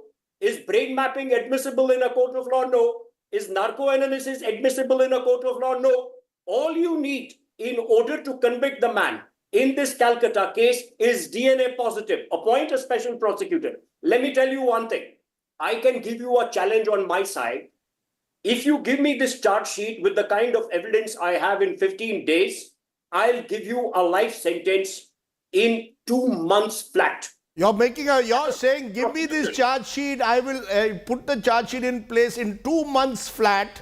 In a case like Kolkatas, I will give you a conviction in 2 months. Okay, you will give a conviction, of course, depending in the hope that the judge also will be as will be as obliging. But Swapna Pramod Kode, you're an advocate in the Mumbai High Court. Okay, court never ask us. We've seen. Never say that. Okay, I'm to adjourn the matter by 4 months. Okay, where there is a will, there is a way. Where there's a will, there's a way. Swapna Kode, what has been your experience as a young lawyer there in the Mumbai High Court? Is there willingness for these fast-track courts to work effectively? Government is saying we've actually worked rather effectively in fast-track courts. Is that your experience? Yes, sir. This is my experience. Courts are willing to work in fast-track court, but for a trial to conduct, there are 4 components: the judge, the prosecution, the defense, and well as the evidence from the police side. Let me just quote an article which has come in the newspapers in Samna and other daily newspapers on the 25th of August 2024, which states that alone in Mumbai, 34 accused under POCSO have been acquitted because of laxity of the police in the investigation. Taking recent example of the Badlapur case, the police, which has delayed registration of FIR by 12 o'clock, have conveniently manipulated the FIR, stating that the victim and her mother reached the police station at 9 o'clock and we have registered the FIR in more than 1 hour 30 minutes, sir. It is not possible to register an FIR in more than 1 hour and 30 minutes when there is a statement of a minor involved. They, in order to cover their own laxes, it is easy to pass the buck on the judiciary. But considering, like my learned senior advocate said, that a judge in Mumbai has at least minimum 80 to 100 matters on the board. Now, many a times the witnesses are not traceable. Witnesses do not turn up. I myself, as a criminal lawyer, is stating an example. Last week, when I was in Vaizapur for a trial, the witness clear-cut said कि कहीं पे crime होऊन झालेला आहे, आम्हाला कशाला बोलवतात. So all components are necessary. Like our Honorable Chief Justice of India said that sit in my chair for a day and you will understand the pressures. We said. But I want to put some hard facts. Remember these fast track special courts? It was a centrally sponsored scheme started in October 2019. It was set up for quick disposal of rape POCSO cases. 757 fast track courts have been set up till December 2023. Some states like Bengal have been lax. They've only set up 3 according to the center. Fast track courts include 411 courts exclusively for POCSO cases. More than 214,000 cases, according to the government, have been disposed. This is as per a government reply in the Lok Sabha. Rimjim, are you, as a citizen, do you have faith in the police, whether it's in Kolkata or any other part of the country or in the judicial system? Do you share the frustration that people have with these delays, tariq pe tariq? I do share the frustration, yes. But I do feel that we have certain people put into places with responsibilities, and every time we do have to look up to them and expect a better outcome every time it comes to the question of justice. The entire movement which has started from 14th, I think it is powerful enough to put the pressure on the people who are supposed to be responsible to give us outcomes of justice. Things that we can rely upon, things that we can see positively, and that is why I think so are you looking have the for option capital? to hope that the people who are responsible. But Rimjim, when you do these protests in Kolkata, are you looking for systemic changes, or is it about ensuring that in this particular case justice is done in the shortest possible time? We are looking for justice in 2 things. One, of course, that this case that has come up and every other case that has come up since 9th August, because of course it's not only about one case, that's not how the statistics come to us. All of those cases need to get the justice that they deserve through the legal procedures that are in place, however the legal authorities would think it fit. But the other kind of justice that we are also demanding are structural changes, are the systemic changes. Because if we do not discuss about gender right from our school, if we do not have transport systems at night which are safe and secure, if we do not have restrooms, if we do not have creches, if we do not have ICCs, which accordingly after the Vishakha judgment came out in 2012, after the Nirbhaya case, which also made the entire country come on the streets and demand justice for Nirbhaya, the Vishakha judgment made us have ICCs, but those ICCs do not remain partial and they have not been able to serve the kind of justice which were expected from them. So of course these kind of systemic changes are way more important. Sure. So therefore, Miran Borwankar, it comes down to police reform, it comes down to judicial reform, it comes down to the will to ensure that those responsible for these heinous crimes are punished. The system seems overburdened. Just the number of cases per day in our courts makes it impossible to have fast-track justice in most cases. Do you see, therefore, any hope? Or will, like after the Nirbhaya case, once we moved away from Kolkata, once we moved away from Badlapur, it will be back to, business as usual? I fear that it will be back to business as usual, but I consider it the duty of any political party in power to invest in judiciary, police, very strong technical forensic backup and good prosecution. I also feel that we should have tools like in each district, the SP and the session judge can sit together every month and decide which are the cases which have enraged the society and should be taken up on priority and finished immediately. So I feel too much of centralization, that should be avoided, and rule of law should prevail, and we should not going for instant justice. Okay. Let me leave it there. I think there's a consensus. We don't need instant trigger-happy cops to settle these cases, but we certainly need a greater commitment to ensure time-bound justice in cases like this. Free of the politics, focus on the rule of law and ensure that the legal process is not short-circuited but is truly fast-tracked. I appreciate my guests joining me here on my top talking point tonight. I want to turn, though, to a related issue, because this is an issue that has shocked Kerala and perhaps the country. The Justice Hema panel report has uncovered a grim and shocking truth of the heart of Malayalam cinema and has triggered a Me Too-like storm. What was once celebrated for its artistry is now mired after the report shows that several actresses have come forward with grave allegations of rape, molestation, exploitation against leading actors in the industry. The Kerala government now has ordered a police investigation. Take a look. Rape, molestation, sex abuse and exploitation. The Malayalam film industry's dirty picture is out in the open. A wave of Me Too charges has swept the industry. Actor Siddiq resigned from the post of General Secretary of the Association of Malayalam Movie Artists after an actor accused him of sexual assault. നമുക്ക് ഒരിടത്തൊരു സംശയം തോന്നിപ്പിക്കാത്ത രീതിയിലായിരുന്നു. All of A sudden ആണ് ഈ conversation നേരെ direct ചെയ്ത് sexual രീതിയിലേക്ക് പോകുന്നതും വൃത്തികേടിൽ പോകുന്നതും അറ്റാക്ക് ആണെന്നുള്ളൊരു സ്മെല്ല് കിട്ടി തുടങ്ങിയപ്പോൾ തന്നെ വാതിൽ ലോക്ക്ഡൗൺ കംപ്ലീറ്റ് ആയിട്ട്. ഇയാൾ എന്നെ ട്രാപ്പ് ചെയ്ത് അയാൾ എന്നെ കുറേ ശാരീരികമായിട്ട് ഉപദ്രവിച്ചു. Siddiq has written a letter to the Kerala DGP claiming a criminal conspiracy to spread false and scandalous allegations against him. Earlier, prominent filmmaker Ranjit resigned as the Kerala Chalachitra Academy chairman after a Bangla actor accused him of harassing her. The list is getting longer. Many artists have come out naming actors who allegedly harassed them or used their position to seek sexual favors but were rebuffed in their efforts.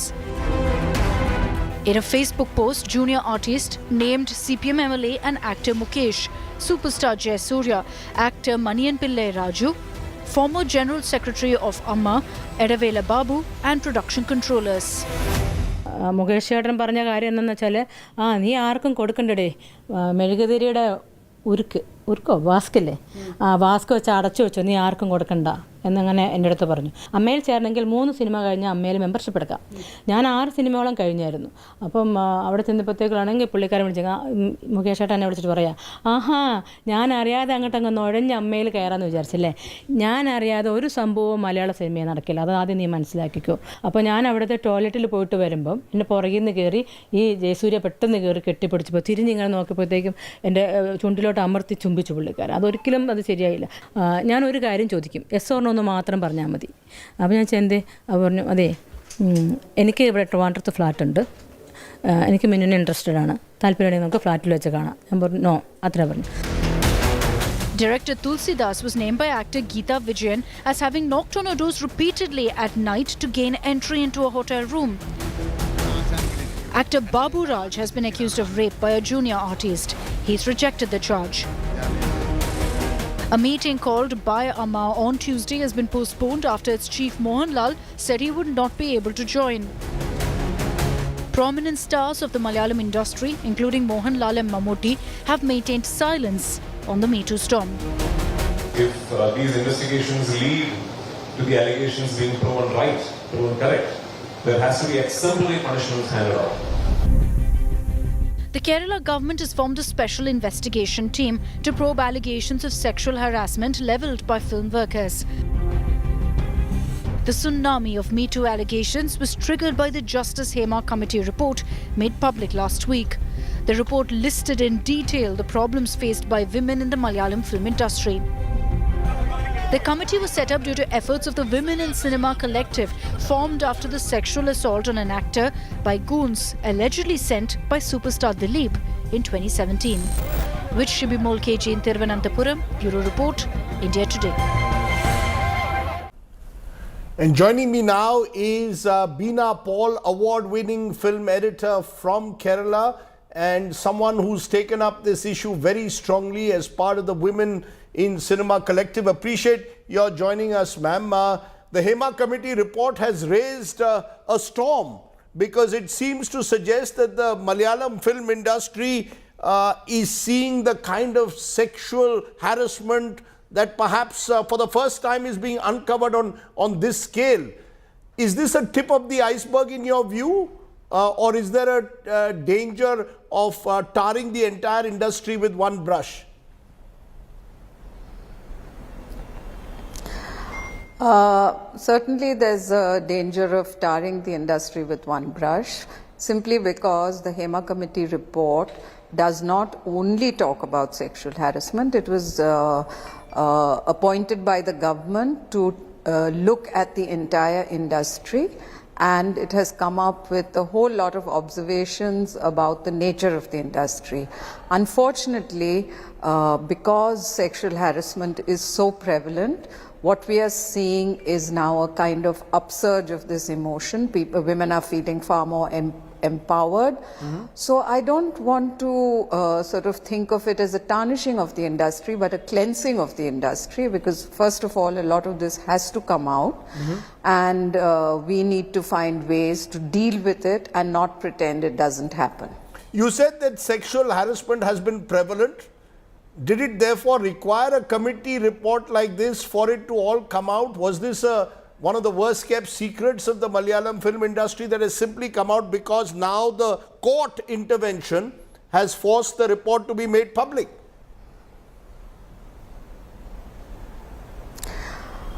Rajdeep, I would like to emphasize this is one of the best kept secrets of the entire film industry. I think across the world, perhaps, as we saw with the Me Too movement.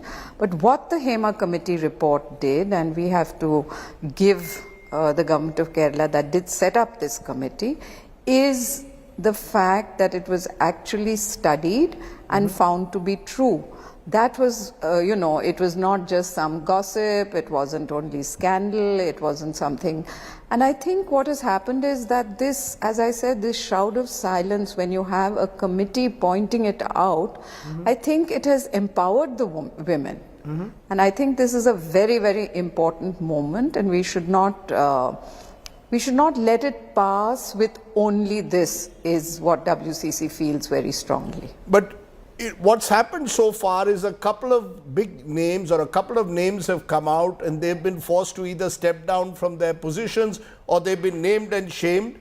Do you believe that, as I said at the outset, that there could be many more? This is the tip of the iceberg. There could be many more names, possibly bigger names, which are still to come out. Will this now empower more women to speak out? We don't know. We really don't know. The media plays a big part in this as well, and there is a lot of attention being given. We don't know how it's going to pan out. We can only say that the women who are speaking, we support you. There are systems in place that will protect you, which will make sure that these things don't happen again. I think that is the way to look at it. Whether there will be more revelations, whether there are more women, one really doesn't know. But one does know that even what has happened now is quite shocking and needed to be done, so that you sort of have to bend the stick backwards to straighten it. But what's interesting is a number of the male stars don't seem to be speaking out. You know, it seems to be at the moment almost like a gender divide. Why are we not seeing some of the big names of the Malayalam film industry, the Mammootties, the Mohanlals? Why are they not speaking out? Is there a sense that everyone is waiting and watching to see where this investigation finally leads?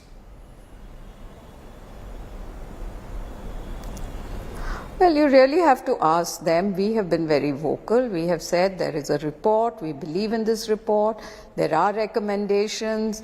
We would like to sit across the table, talk about it, together try and implement. So why they are not talking, I'm afraid you'll have to ask them, because we would have said that, look, this is the time to join forces and sort of set all this right. You know, but when I look at some of the findings of the report, sexual demands for entry into the Malayalam industry, sexual harassment and assault at the workplace, torture if they resent sexual demands, demeaning vulgar comments made at workplace. You know, you always thought Kerala was a step ahead of the rest of the country. This is one of the most highly literate states, gender equality. That's perhaps why it's become so surprising. Or is it because Kerala is so gender conscious that women are willing to speak out in a way they may not in other film industries? Well, I'm not sure about whether it's gender conscious, but I must say that it is because it is Kerala that such a committee was set up. I don't know anywhere else. There have been numerous allegations made all over the country over the last few years, but it is only in Kerala that because of WCC this committee was set up, and I think it is because it's a literate state. It is meeting this head on, and we are really hopeful that this will be the moment for change. I mean, for decades this has been the state, and we've all known it. We've all sort of, everybody's whispered about it, as you can see all the women talking now. But whether this is because it's worse here or better, one can't say, but certainly because it is Kerala, I would say that we are meeting it head on. No, but is it the Harvey Weinstein moment? Is this the moment where finally, not just Kerala, but possibly across the film industry, other bodies across the country, whether it's Bollywood, whether it's Tollywood, all of them in a sense get empowered to speak out? Do you believe that this could be that kind of moment? Well, that's again to be seen. We do think it might or might not happen. Certainly it's happening in Kerala. But again, we would like to emphasize that it is not only about sexual harassment. A lot of this frustration comes from the fact that you're not respected at your place of work, that you're not given good enough facilities, that you're not treated as a workforce. You know, so it's a combination of things that is happening actually, because, you know, the allegations are sexual, as you can say, but it comes from a lot of other frustrations as well. No, but is anything going to change then, these other frustrations that you speak about? I come back to it. You know, Kerala is seen when it comes to gender to be a step ahead of the rest of the country. Are you saying that if actually what this is about the demand for equality, it's about respect at the workplace, and do you see it changing? Do you see anything really changing now? Exactly. I do. We are very hopeful, Rajdeep. It is a moment where everybody, I mean, I think after this sensational period is over, I think there will be moments when we are all going to sit down together and say, let's change this. So I am certain that we do not want it to pass off with this. And I think that is the role we play as an advocacy group. WCC is very sure that it is not about scandal, it is not about shaming people, witch hunting. It's not that. As far as we are concerned, we respect the women who have come out and spoken. It takes a lot for a woman to come out, but we do not want it to end with just, I mean, the government has set up a high-level police committee. I'm sure there's going to be a legal action taken, but that is not the crux of what we are looking at to change. Because the only thing to change, I mean. You know, the reason I say this in conclusion is because when we saw the Me Too movement, somewhere down the line it got caught in allegations, counter-allegations, trapped in sensationalism, and eventually did not seem to transform the reality on the ground. Do you see that happening in a specific industry like that of the Malayalam film industry? That this is not about Me Too, this is about, as you said, much more than that. Exactly. That is what we want. We've seen the Me Too. We've seen how women suffered, how they spoke out, and it came to nothing. The men continue to work. Everything goes on. Life goes on as usual. Business is as usual. All the men who were called out are really actually working. We don't want this to happen here. We want it to be the moment for change, where We say that, look, there are going to be laws, there are going to be ICs, there are going to be facilities for women, and more women are going to enter this industry, which will finally make the difference. Okay. Meena Paul, on that note, that positive note that you've struck, more power to you and to your advocacy group, and hopefully many others will also now speak out. Thank you so much for joining me. Women speaking out strongly, one way to ensure change. Let's take a break. When we return, torrential rainfall is lashing Gujarat. A red alert declared in Gujarat over the next few days. We'll tell you why the west coast of the country could be in for heavy rainfall in the next 48 hours.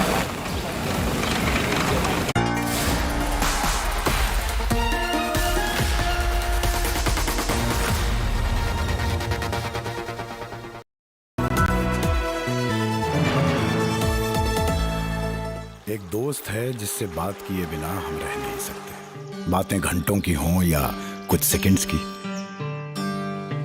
ये दोस्त हमेशा हमारी बात सुनता है, क्योंकि हमारा सबसे अच्छा दोस्त भगवान ही तो है। मंगलदीप, दिल से करो बात भगवान के साथ। Who's perceived as being the most popular chief minister pan-India? And then we'll see how they are assessed within their own states. Who do you want as the next PM? Get the answers in India's most credible and longest running biannual survey, Mood of the Nation Opinion Poll. Subscribe to the magazine now. Motorola Razr 50 Ultra comes with Google Gemini. Hi, I am AI anchor Sana, bringing the top headlines for you, presented by Motorola. Amid demand for statehood, centre moves to create 5 new districts in Ladakh. Mayawati denies retirement rumours from politics, says will stay active till last breath. Yogi Adityanath's big statement on atrocities against Bangladeshi Hindus, says Hindus should not repeat the mistakes of Bangladesh.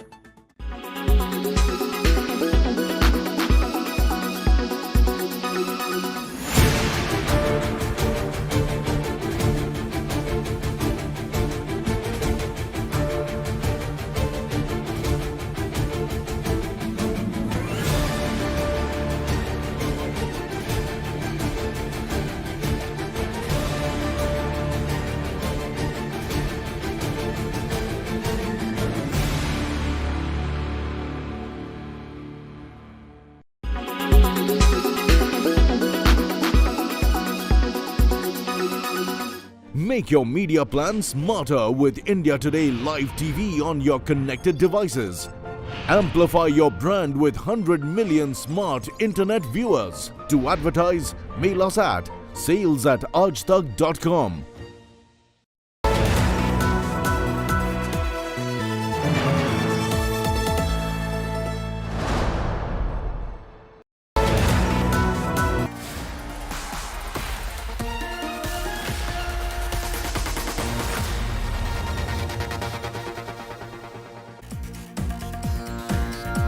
Welcome back. Let's turn to tonight's Get Real India story. It comes from Karnataka. It says money can buy you happiness, but behind the towering walls of prisons, it's not just money, but connections that might buy some powerful people happiness.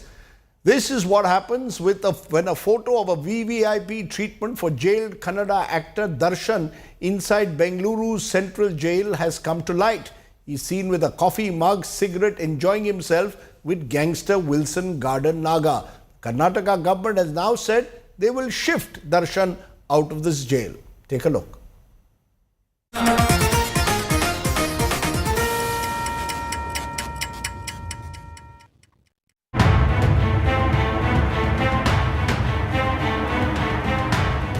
A coffee mug in his right hand, cigarette in his left hand. A relaxed conversation with a group of 3 people. This picture of murder accused actor Dasan sitting with rowdy cheater Wilson Garden Naga, co-accused Kulla Sina and his manager Nagaraj has now snowballed into a huge controversy. The photo was allegedly taken inside the Parapanna Agrahara prison. Another video accessed by India Today, Dasan along with rowdy cheater Dharma can be seen speaking to another criminal Satya, who is now out of jail, on a video call. Wilson Garden Naga, who was spotted with Dasan, is a dreaded gangster and a murder accused. He used to mediate in real estate disputes and was booked by state police under the Gangsters Act. Naga was also a prime accused in 8 murder cases. Another rowdy sheeter, Dharma, is seen in a video call allegedly made from the jail. Dharma is accused of murdering another rowdy sheeter recently. He was also booked by state police under the Gangsters Act. Satya, who featured in the video call, was recently released from jail. He was imprisoned for a minor offence. Chief Minister Siddaramaiah has directed authorities to shift Darshan and other suspects to different barracks.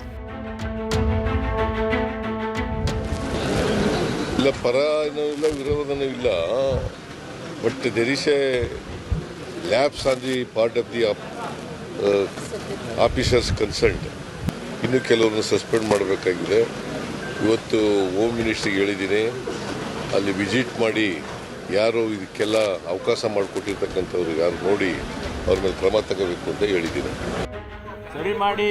State Home Minister MG Parmeshwara issued orders suspending prison officials and sought a report from the DG after India Today exposed the rot in jail.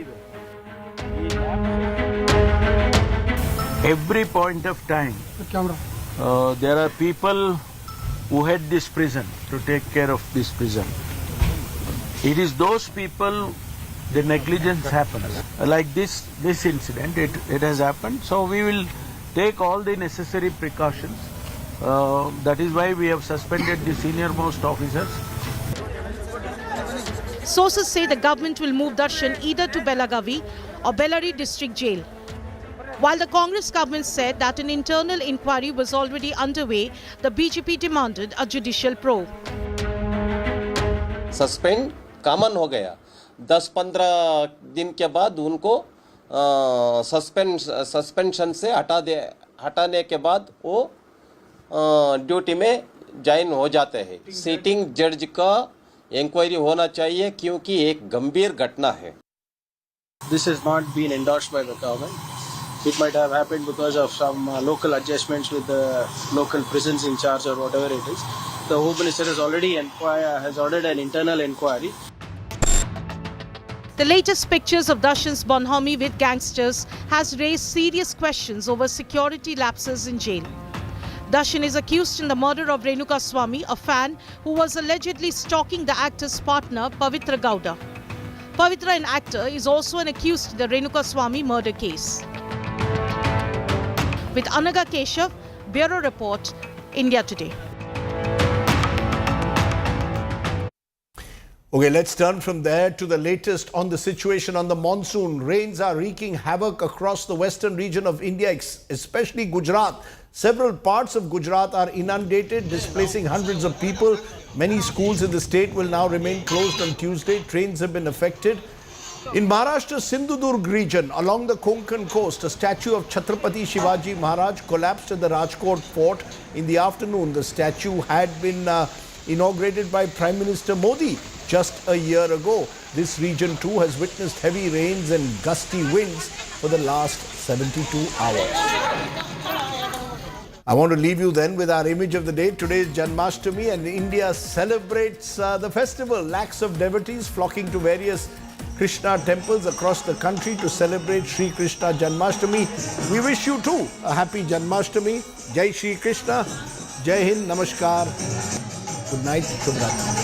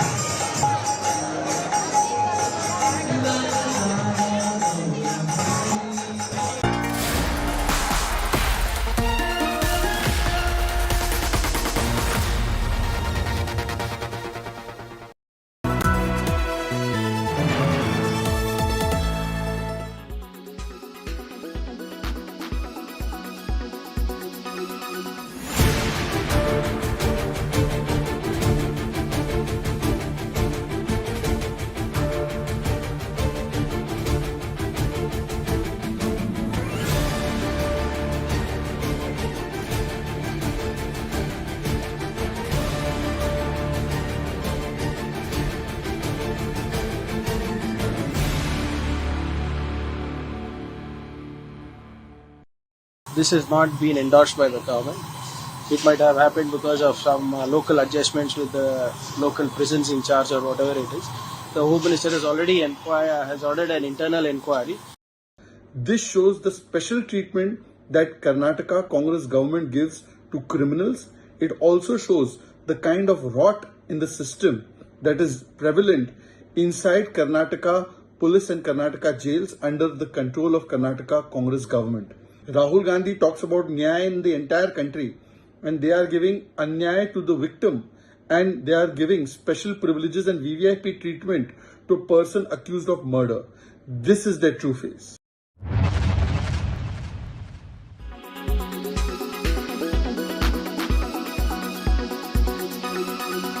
Make your media plan smarter with India Today Live TV on your connected devices.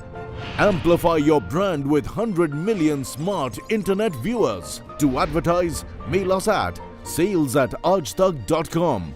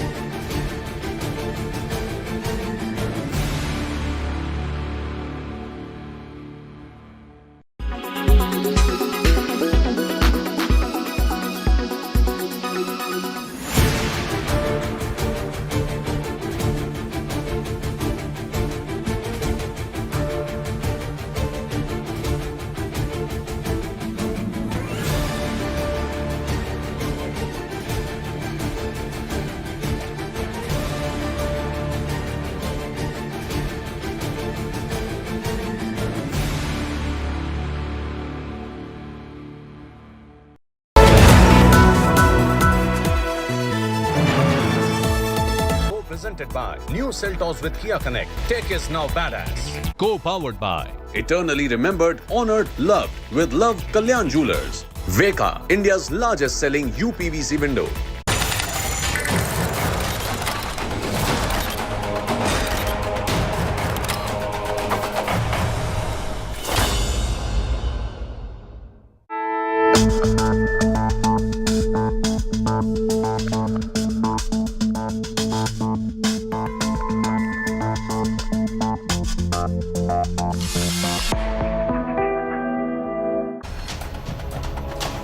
An India Today So South report has taken the internet by storm. India Today reporters Deepthi Rao and Maruti Acharya travelled to Thiruchendurai village in the temple town of Tiruchirappalli, a town referred to by Union Minority Affairs Minister Kiran Rijiju while talking about the need to reform the Waqf board and bring in a new Waqf bill. What our reporters found on ground is truly horrifying for the villagers. Now this village in Tiruchirappalli with a 1,500-year-old temple and a 2,000-year-old pond from the times of the Chola dynasty is being claimed as Waqf property. And this report has triggered a massive debate all over again. Of course, India Today was the first to report this even in 2022, but we get you all sides of the report and the story and this raging debate. I'm Gaurav Sawant. As always, let's get started with the headlines on India First. Kolkata rape accused makes a chilling admission during the lie detector test, says he raped and killed Abhaya while she was unconscious. CBI files financial misconduct FIR against the former principal, Sandeep Ghosh.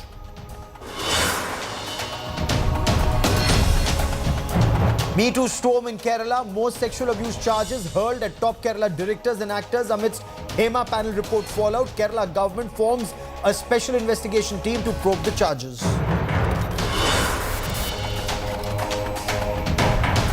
Uttar Pradesh Chief Minister Yogi Adityanath's clarion call for unity triggers a massive controversy, says Hindus should unite to avert a Bangladesh-like crisis. Opposition slams Yogi for what it terms as divisive politics when he says Hindu batenge to katenge.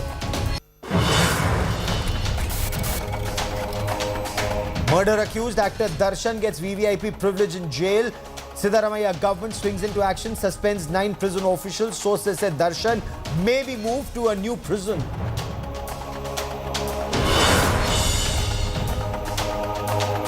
Big escalation in the Ukraine-Russia conflict. Ukraine unleashes a 9/11 style attack on a Russian building. Russia retaliates with a massive barrage of missile and rocket attacks on Ukraine's energy infrastructure.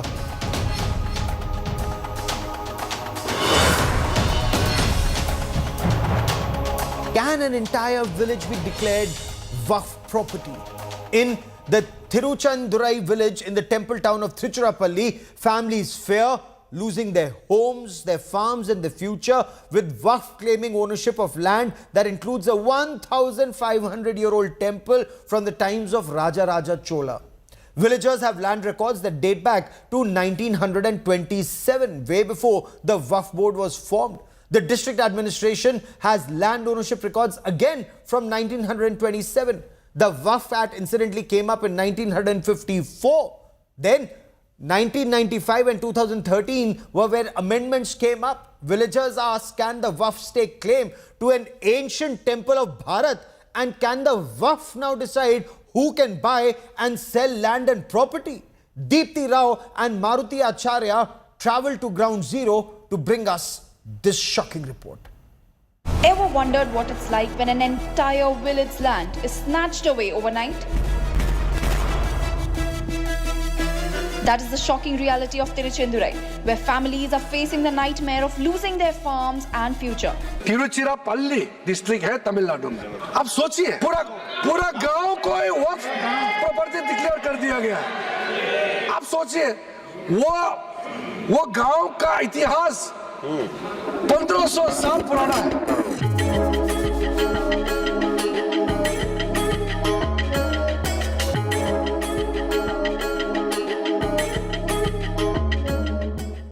Along the serene banks of the Kaveri River in the temple town of Tamil Nadu, Tiruchi, lies a quaint village, Tiruchendurai.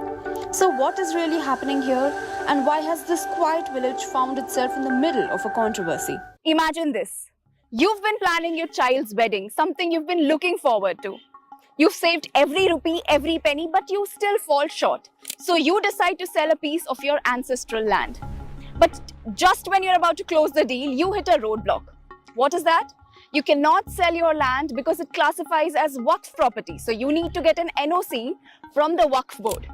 And not just that, you find out that not just your land, but the entire village, including a 1,500-year-old Chola temple, is classified as Waqf property. How would you feel?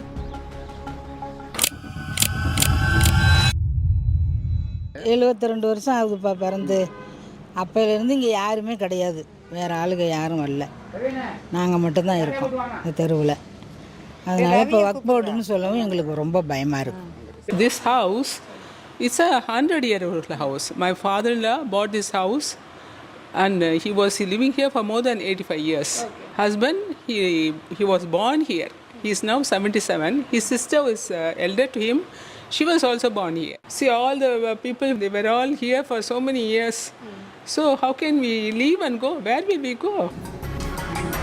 Tamil Nadu Waqf Board Chief Abdul Rahman has clarified about this controversy. He said that yes, definitely Waqf Board owns almost 430 acres of land, of that village, including the temple. But the important thing is, according to the wishes of the donors, the temple will be never touched by the Waqf Board. But this definitely raises serious questions such as, who are these donors who donated that land in the first place to Waqf Board? And will the temple be exempted for sure in the long time by Waqf Board? There is no Waqf Board at all before 1955 and all. Okay. So they cannot say that something has been given to them and all. This is all, I am not ready to believe it. We also spoke with Trichy District Collector Pradeep Kumar to get clarity on the land ownership in Tiruchendurai. The RDO Revenue Divisional Officer conducted a peace meeting with all parties, Waqf Board and registrar as well as the local people, and they said the registration can continue. Waqf Board said the registration can continue until the ownership of the land is proved. So as of now, there is no issue in registration and people can buy and sell the land in this particular village. Despite the district collector's clarification, residents in Tiruchendurai remain wary. Many are still hesitant to rent their lands or homes to Muslims, fearing that their properties might be claimed as Waqf land. Just behind our house is a temple. It's a 1500 years old temple. And there are scriptures in the temple. It claims that Rajaraja Cholan's sister built the temple. Okay. And she has donated all these lands in favor for things to be done to the temple. According to some report, in 18th century, Queen Rani Mangamal, because of her friendship with the Muslim rulers, as a very friendly gesture, has given several villages to them, like friends like Aurangzeb. I wanted to verify this information, so I spoke to District Collector of Trichy to clarify this information. This is what he has to say. It is not a confirmed information. There is no authentic data showing that if the land belongs to Aurangzeb or not. We have revenue records since 1927, and we can only tell from 1927 to till date, and the ownership of the land can be proved based on the RDO's inquiry. So it is under progress. And now with the Waqf Amendment Bill of 2024, the central government is trying to limit the powers of the Waqf Board. With the proposed amendments, the Waqf Boards will now have to verify property claims, resolve disputes with mandatory checks. This was the story of Tiruchendurai. The Waqf Board claims ownership over several such other properties across the country and has almost doubled its holdings in the past few years. So the Chandrasekhar temple is over 1,500 years old. The Sri Ranganathan temple is believed to be over 2,000 years old. And the people in Tiruchendurai village are up in arms over claims that these temples are actually built on Waqf land. And if farmers in this village want to sell their land, if they want to sell even a part of their property, they need permission from the Waqf Board. This report that you just saw indicates how Hindus are now afraid to rent out their homes, to give their homes to Muslims on rent because there is an apprehension they may not vacate, claiming that these homes are actually built on Waqf land. Now, does this not indicate the need that this is the right time to reform and set the record straight? Bring in that Waqf bill debate and immediately then move forward on this. Joining me on India First is Deepti Rao, who filed this stellar So South report. Also with me on this broadcast is Dasan Scandal, a respected Vedic scholar and speaker, and Maulana Sajid Rashidi is the president of the All India Imam Association. I welcome all our guests on the broadcast. Deepti, to you first. Are farmers and other villagers apprehensive about their land ownership? Are they worried that Waqf in times to come may stake claim to more of their land and the temple? Right. So, Gaurav, when Kiran Rijiju first made this statement, we were curious to know what the current reality is, because Tiruchendurai has been in the news for past some years now. It was 2 years ago when this farmer decided to sell 1.2 acres of his land, and he was unable to do so because the Waqf Board claimed that it was their land. So we wanted to know what the ground reality is. We met with a diverse group of people, from doctors to homemakers to shop owners. And, there is a palpable sense of fear. And more than that, it is the lack of clarity that bothers them, that makes them upset. Now, this farmer, like I said, the incident is 2 years old. And the district collector, you heard him say that the survey is still going on. Even though the district collector has clarified that you can buy or sell the land, the ownership remains a point of contention. This makes them, frustrated because it's been 2 years and this survey is still going on. And you heard one of the residents, Dhanpal, say that, there was a sense of unity, of belongingness and brotherhood among Hindus and Muslims. But now Hindus are wary of renting their lands and homes to Muslims because they are afraid that the Waqf Board will claim these lands as their own. Another issue that, Give me a moment. Let me take this to Dasan Scandal. Dasan Scandal, do farmers have reason to worry? you know, if that farmer that Deepti and Maruti Acharya spoke to, if the farmer could not sell that 1.2 acres of land and was told that he needs Waqf permission or clearance, is this a cause for concern or cause for alarm? Namaskaram, Gaurav. Janmashtami wishes to all of you and to the viewers of India Today. Very quickly, Gaurav, this temple of Lord Shiva, it is called Chandrasekhara, and Parvati is called as Manendiya Valli. And there have been Sthala Purana, very, very old. And we have the mystic saints called the Nayanmars who have sung beautiful, chaste Tamil verses in the 7th century. So the earliest reference we have to the temple is of the 7th century by a poet called Trignana Sambandar. Trignana Sambandar has sung on this in the 7th century, around the same period when Islam was founded in the Arabian Peninsula. So this temple has a mention in a poetry, and later Rajaraja Chola, who lived 1,000 years back, his grandfather Parantaka Chola is said to have built, and his daughter-in-law is said to have contributed a lot to its construction in the 10th and the 11th centuries.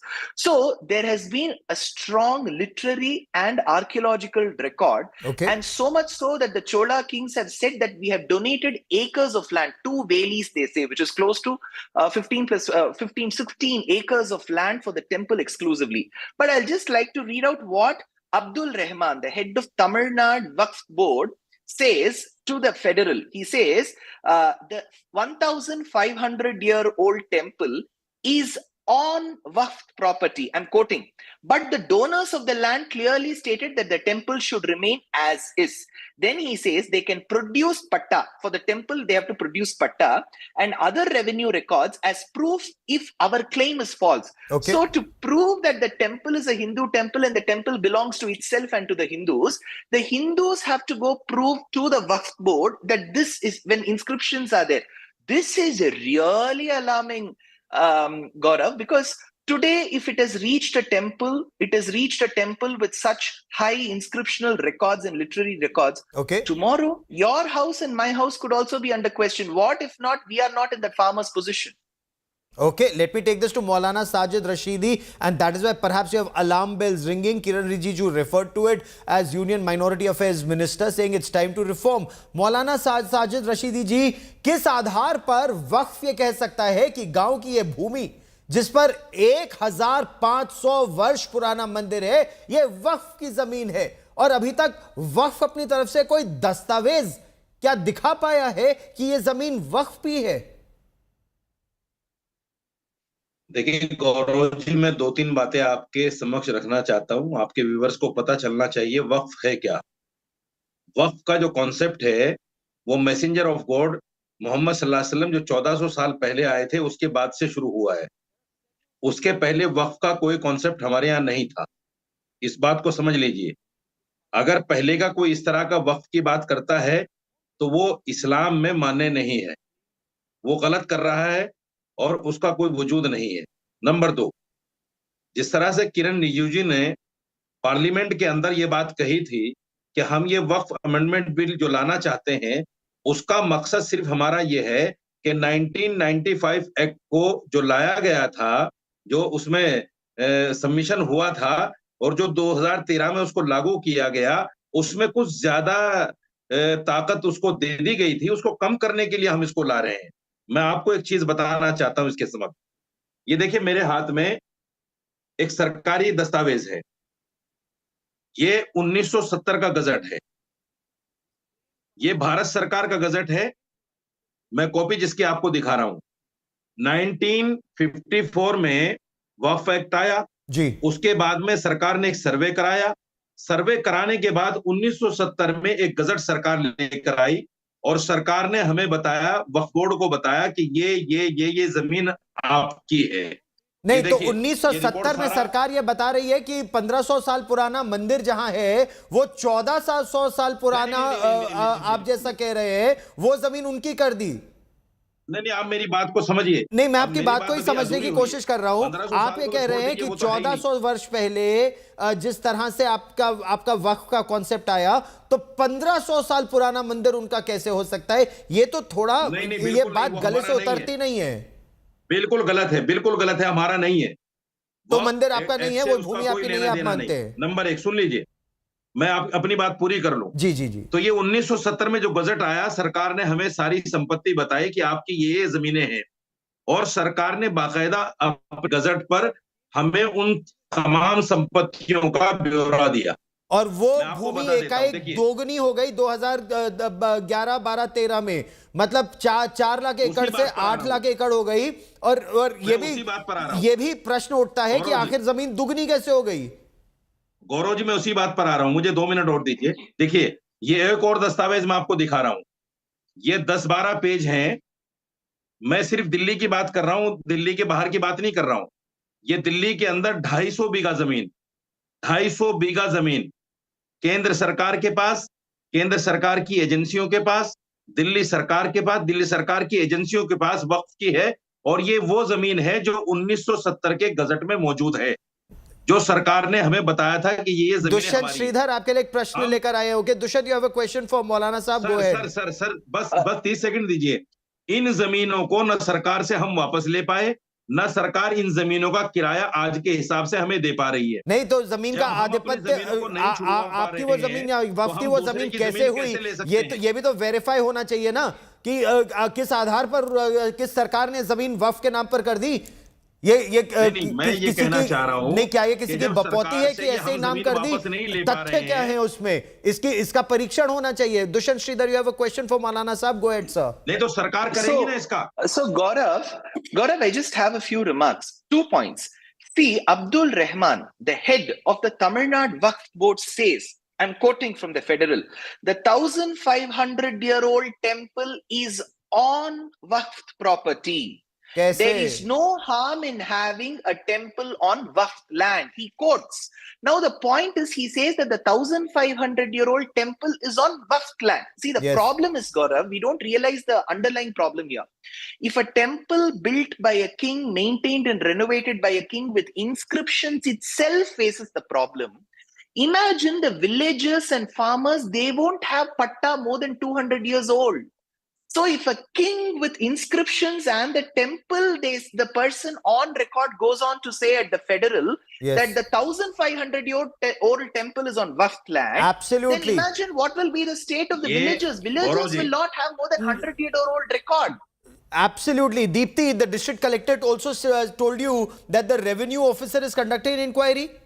Has the Waqf been able to show any document whatsoever claiming ownership of the temple land or land around it, or that 400 plus acres of land in this village? So the villagers allege that the Waqf says that it has proof, but it has never shown anything, that there is only a letterhead and there's only communication, and that the villagers will have to get an NOC from the Delhi Waqf Board to get, to buy and sell land. This was the case before the farmer tried to sell his land. Now the district collector has said that they are allowed to sell and buy their land. Now the villagers find this problematic, because why should they be allowed to buy and sell land? Because they claim that this is their own. Absolutely. क्योंकि मौलाना साजिद रशीदी साहब, ये गांव वाले बोल रहे हैं कि वक्फ board कौन होता है, हमको इजाजत देने वाला या नहीं देने वाला? मतलब ये कहां से आ गए हैं एकाएक बीच में कि मंदिर की भूमि हिंदुओं की भूमि, और ये वक्फ बोर्ड एक मुसलमान संस्था डिसाइड करेगी किसको बेचेंगे किसको नहीं बेचेंगे। और एक बात और, गांव में अब लोग कह रहे हैं कि वो मुसलमानों को अपना घर किराए पे नहीं देना चाहते, उनको डर लगता है कि अगर वो खाली ना करे और दावा करे तो हमारी जमीन है, वक्फ की जमीन है, हम यहीं रहेंगे। तो आपको नहीं लगता कि इन सब उलूल जुलूल जिस तरह के जो क्लेम हो रहे हैं उसकी वजह से और आपसी द्वेष बढ़ेगा, वैमनस्य बढ़ेगा, आपसी मनमुटाव बढ़ेगा? आपने मेरी बात को समझा नहीं है, समझकर जानबूझकर इग्नोर करना चाहते। मैंने कहा कि वक्फ कॉन्सेप्ट जो है 1400 साल पहले, उससे पहले था ही नहीं, ये 1400 साल के बाद का है। और हमारे देश में जो वक्फ एक्ट आया वो 1954 में आया, तो उससे पहले की जो भी भूमि है, जो भी जमीनें हैं, वो तो हमारी है ही नहीं। वक्फ बोर्ड कैसे उस पर क्लेम कर सकता है? तो आप कह रहे हैं जो तमिलनाडु का वक्फ बोर्ड कह रहा है वो गलत है? कहां से किस तरह की थ्योरी लेकर आए हैं, ये सब गलत है। ठीक, मैं एक्सेप्ट नहीं करता उसको, ये सब गलत है। ऐसा हो ही नहीं सकता कि 2000 साल पहले पुराना मंदिर जो है वो वक्फ बोर्ड के अंदर में आ जाए। ये अब्दुल रहमान जो भी है, जो चेयरमैन है वहां वक्फ बोर्ड के, वो किसके हाथों में खेल रहे हैं, ये तो जांच के बाद ही पता चलेगा। हमारे no, there are several such cases. ये केवल एक ऐसा उदाहरण नहीं है मौलाना साहब, ऐसे कई उदाहरण देश के अलग अलग राज्यों में आ रहे हैं कि एकाएक वक्फ बोर्ड ये क्लेम करने लगा ये लैंड हमारा, ये लैंड हमारा, ये लैंड हमारा। अरे भैया, किस आधार पर ये लैंड उनका है? Dushyant Sridhar, this isn't restricted to any one state और any one village in one state, and this very clearly needs to be nipped in the bud because the spark neglected can burn the house. I am forced to appreciate 1970 के पहले हैं, वो गलत है। आप 1970 के पहले go on, okay, गजट जो आया है। Gaurav, I'm forced to appreciate Maulana Saab for his honesty, stating that it is wrong to claim such an old land because the act itself came in the later half of the 20th century. I agree. But at the same time, whether he agrees, disagrees, whether you agree or I agree, doesn't matter. At the end of the day, the villages and the owners of their houses and lands are distraught there in the Tiruchendurai village. Who is going to give them balm? And there were instances recorded, Gaurav. 2 years back, a farmer had arranged for the selling of his land so that he could get his daughter married. And at the end of the day, when he realized that he couldn't sell his land, marriage didn't happen. Look at the trauma that the family had to undergo. So whether Maulana ji agrees, disagrees, whether you agree, disagree, doesn't matter. Absolutely. At the end of the day, it is the farmer, it is the commoners who are suffering. And tomorrow, Gaurav, just because you're living in Delhi and I am living in Bangalore, we cannot remain safe. This Waqf Act can come to your house and my house. As simple as that. And Deepti, is that the fear of the villagers? What is their take on one, Union Minority Affairs Minister Kiran Rijiju raising this in Parliament and calling for reforms? And are they hopeful now that the JPC will look into it, it will come up with a law that will truly ensure that it's not about religion, it's about ensuring that every Indian has right to his property and nobody can use up their land the way it is happening in Tiruchendurai village? Gaurav, the amendment bill has definitely instilled a sense of hope in the villagers. They're really happy that Kiran Rijiju mentioned Tiruchendurai in his speech, that he specifically took the name of their village because Tiruchendurai is a village in Trichy district. And the villagers were complaining that the people of Trichy were unaware that such a thing was happening. So that this is getting such national attention, that the media is focusing on this, is giving them a sense of hope. 90% of the people were aware of this amendment bill, and most of them were welcoming of the bill. And this is happening not just in one village or one town, it's happening in multiple cities across the country. We'll be tracking this story very closely. Maulana Sahab, आखिरी 30 second है. Go on, sir. बोलिए, sir. मैं ये कहना चाहता हूँ, किरण रिजिजू ने 1995 के जो हमें ताकत मिली थी, दो चीजें मिली थी. एक, हम अपनी जगहों के आज के सर्किल रेट के हिसाब से पैसा बढ़ा सके. दूसरे, जो 54 का एक नोटिस सीईओ को मिला था कि आप अपनी लैंड को एसडीएम के जरिए, पुलिस के जरिए खाली करा सकते हैं. ये दो चीजें थी, यही दो चीजें ये कम करना चाहते हैं. नहीं, अब देखना होगा. अब तो संसद निर्धारित करेगी. अब तो संसद निर्धारित करेगी और ये देखना होगा कि संसद वोट बैंक की राजनीति में नेता लोग उसको आगे रखते हैं या भारतवासियों के हित को वो आगे रखते हैं. We'll be tracking that story very, very closely. To all my guests, many thanks for joining me. I now want to shift focus to the other big story we're tracking here on India Today. Barely 48 hours after Prime Minister Narendra Modi left Kiev, the Ukraine-Russia war has escalated. Russia blamed Ukraine for launching a multiple drone attack and rocket strikes on its territory that resulted in a 9/11 style drone attack on a building in Russia, some 500 kilometers plus away from the Ukraine-Russia border. Russia was swift to mount a massive counterattack, which resulted in multiple land, sea and air attacks on Ukraine across 15 regions, including the capital Kiev, Dnipro and Zaporozhye, resulting in the targeting of critical infrastructure, including energy and power infrastructure, with thousands left powerless without electricity and being forced to take refuge in bomb shelters. Ukraine launches 9/11-like attack on Russia.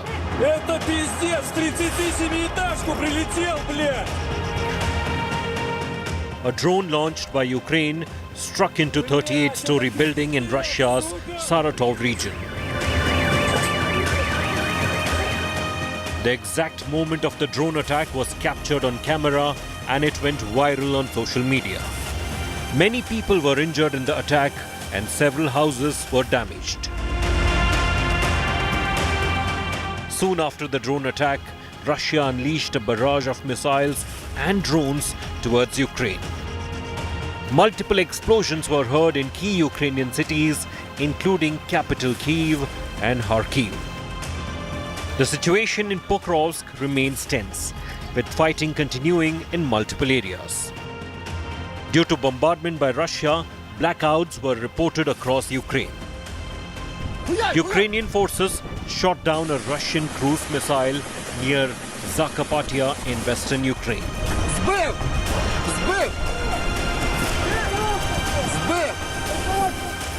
Ukrainian President Volodymyr Zelensky on Sunday said their forces had advanced 1 to 3 kilometers in the Kursk region and taken control of 2 settlements. I just spoke with Commander-in-Chief Syrskyi. We have advanced into the Kursk region ranging from 1 to 3 kilometers. We brought under our control 2 more settlements and active developments are ongoing concerning another settlement. We are boosting our tally of captured Russian soldiers. The Russian Defense Ministry, on the other hand, claimed its armed forces had pushed back Ukrainian troops in the Kursk region. The effort in the past several days has been to get Russia and Ukraine not just to talk to each other. India's efforts constantly have been for dialogue and diplomacy in a violence-free environment, for dialogue between the 2 countries. But less than 3 days after Prime Minister Narendra Modi left Kiev, there has been a massive strike by Ukraine and then by Russia. The situation all set to escalate. Gaurav Sawant in Delhi for India Today. And news just coming in. Prime Minister Narendra Modi has received a call from the American President Joe Biden. Prime Minister Narendra Modi gave details of his visit to Ukraine. The Prime Minister appreciated Joe Biden's commitment to India-US partnership.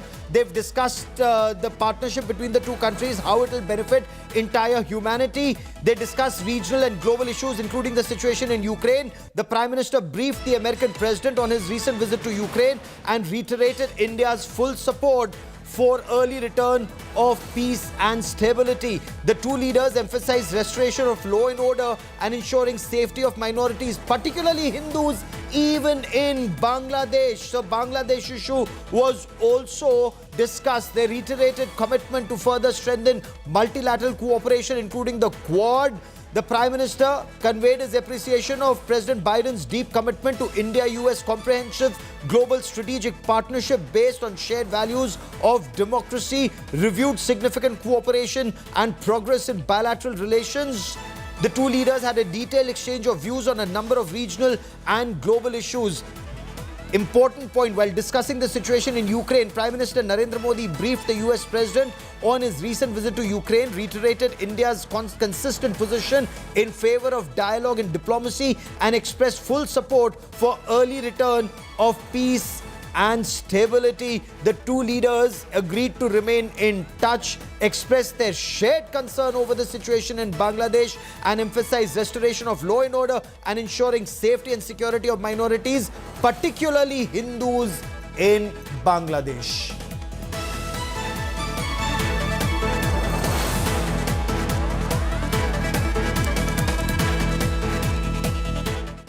And today is the Sri Krishna Janmashtami. Devotees across the world celebrating the birth of Bhagwan Sri Krishna. He was born in prison of his uncle Kans in Mathura, was then taken to Vrindavan, returned to Mathura to decimate Kans and other symbols of evil.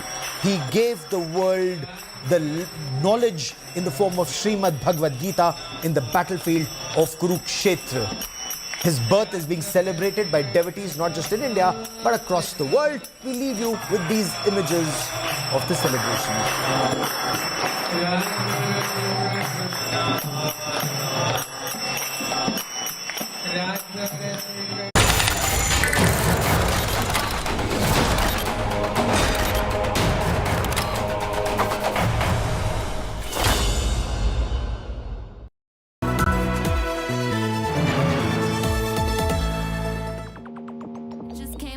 To say hello, I'm so fly. You took a nosedive. Careful when you play on my level. For you it's so.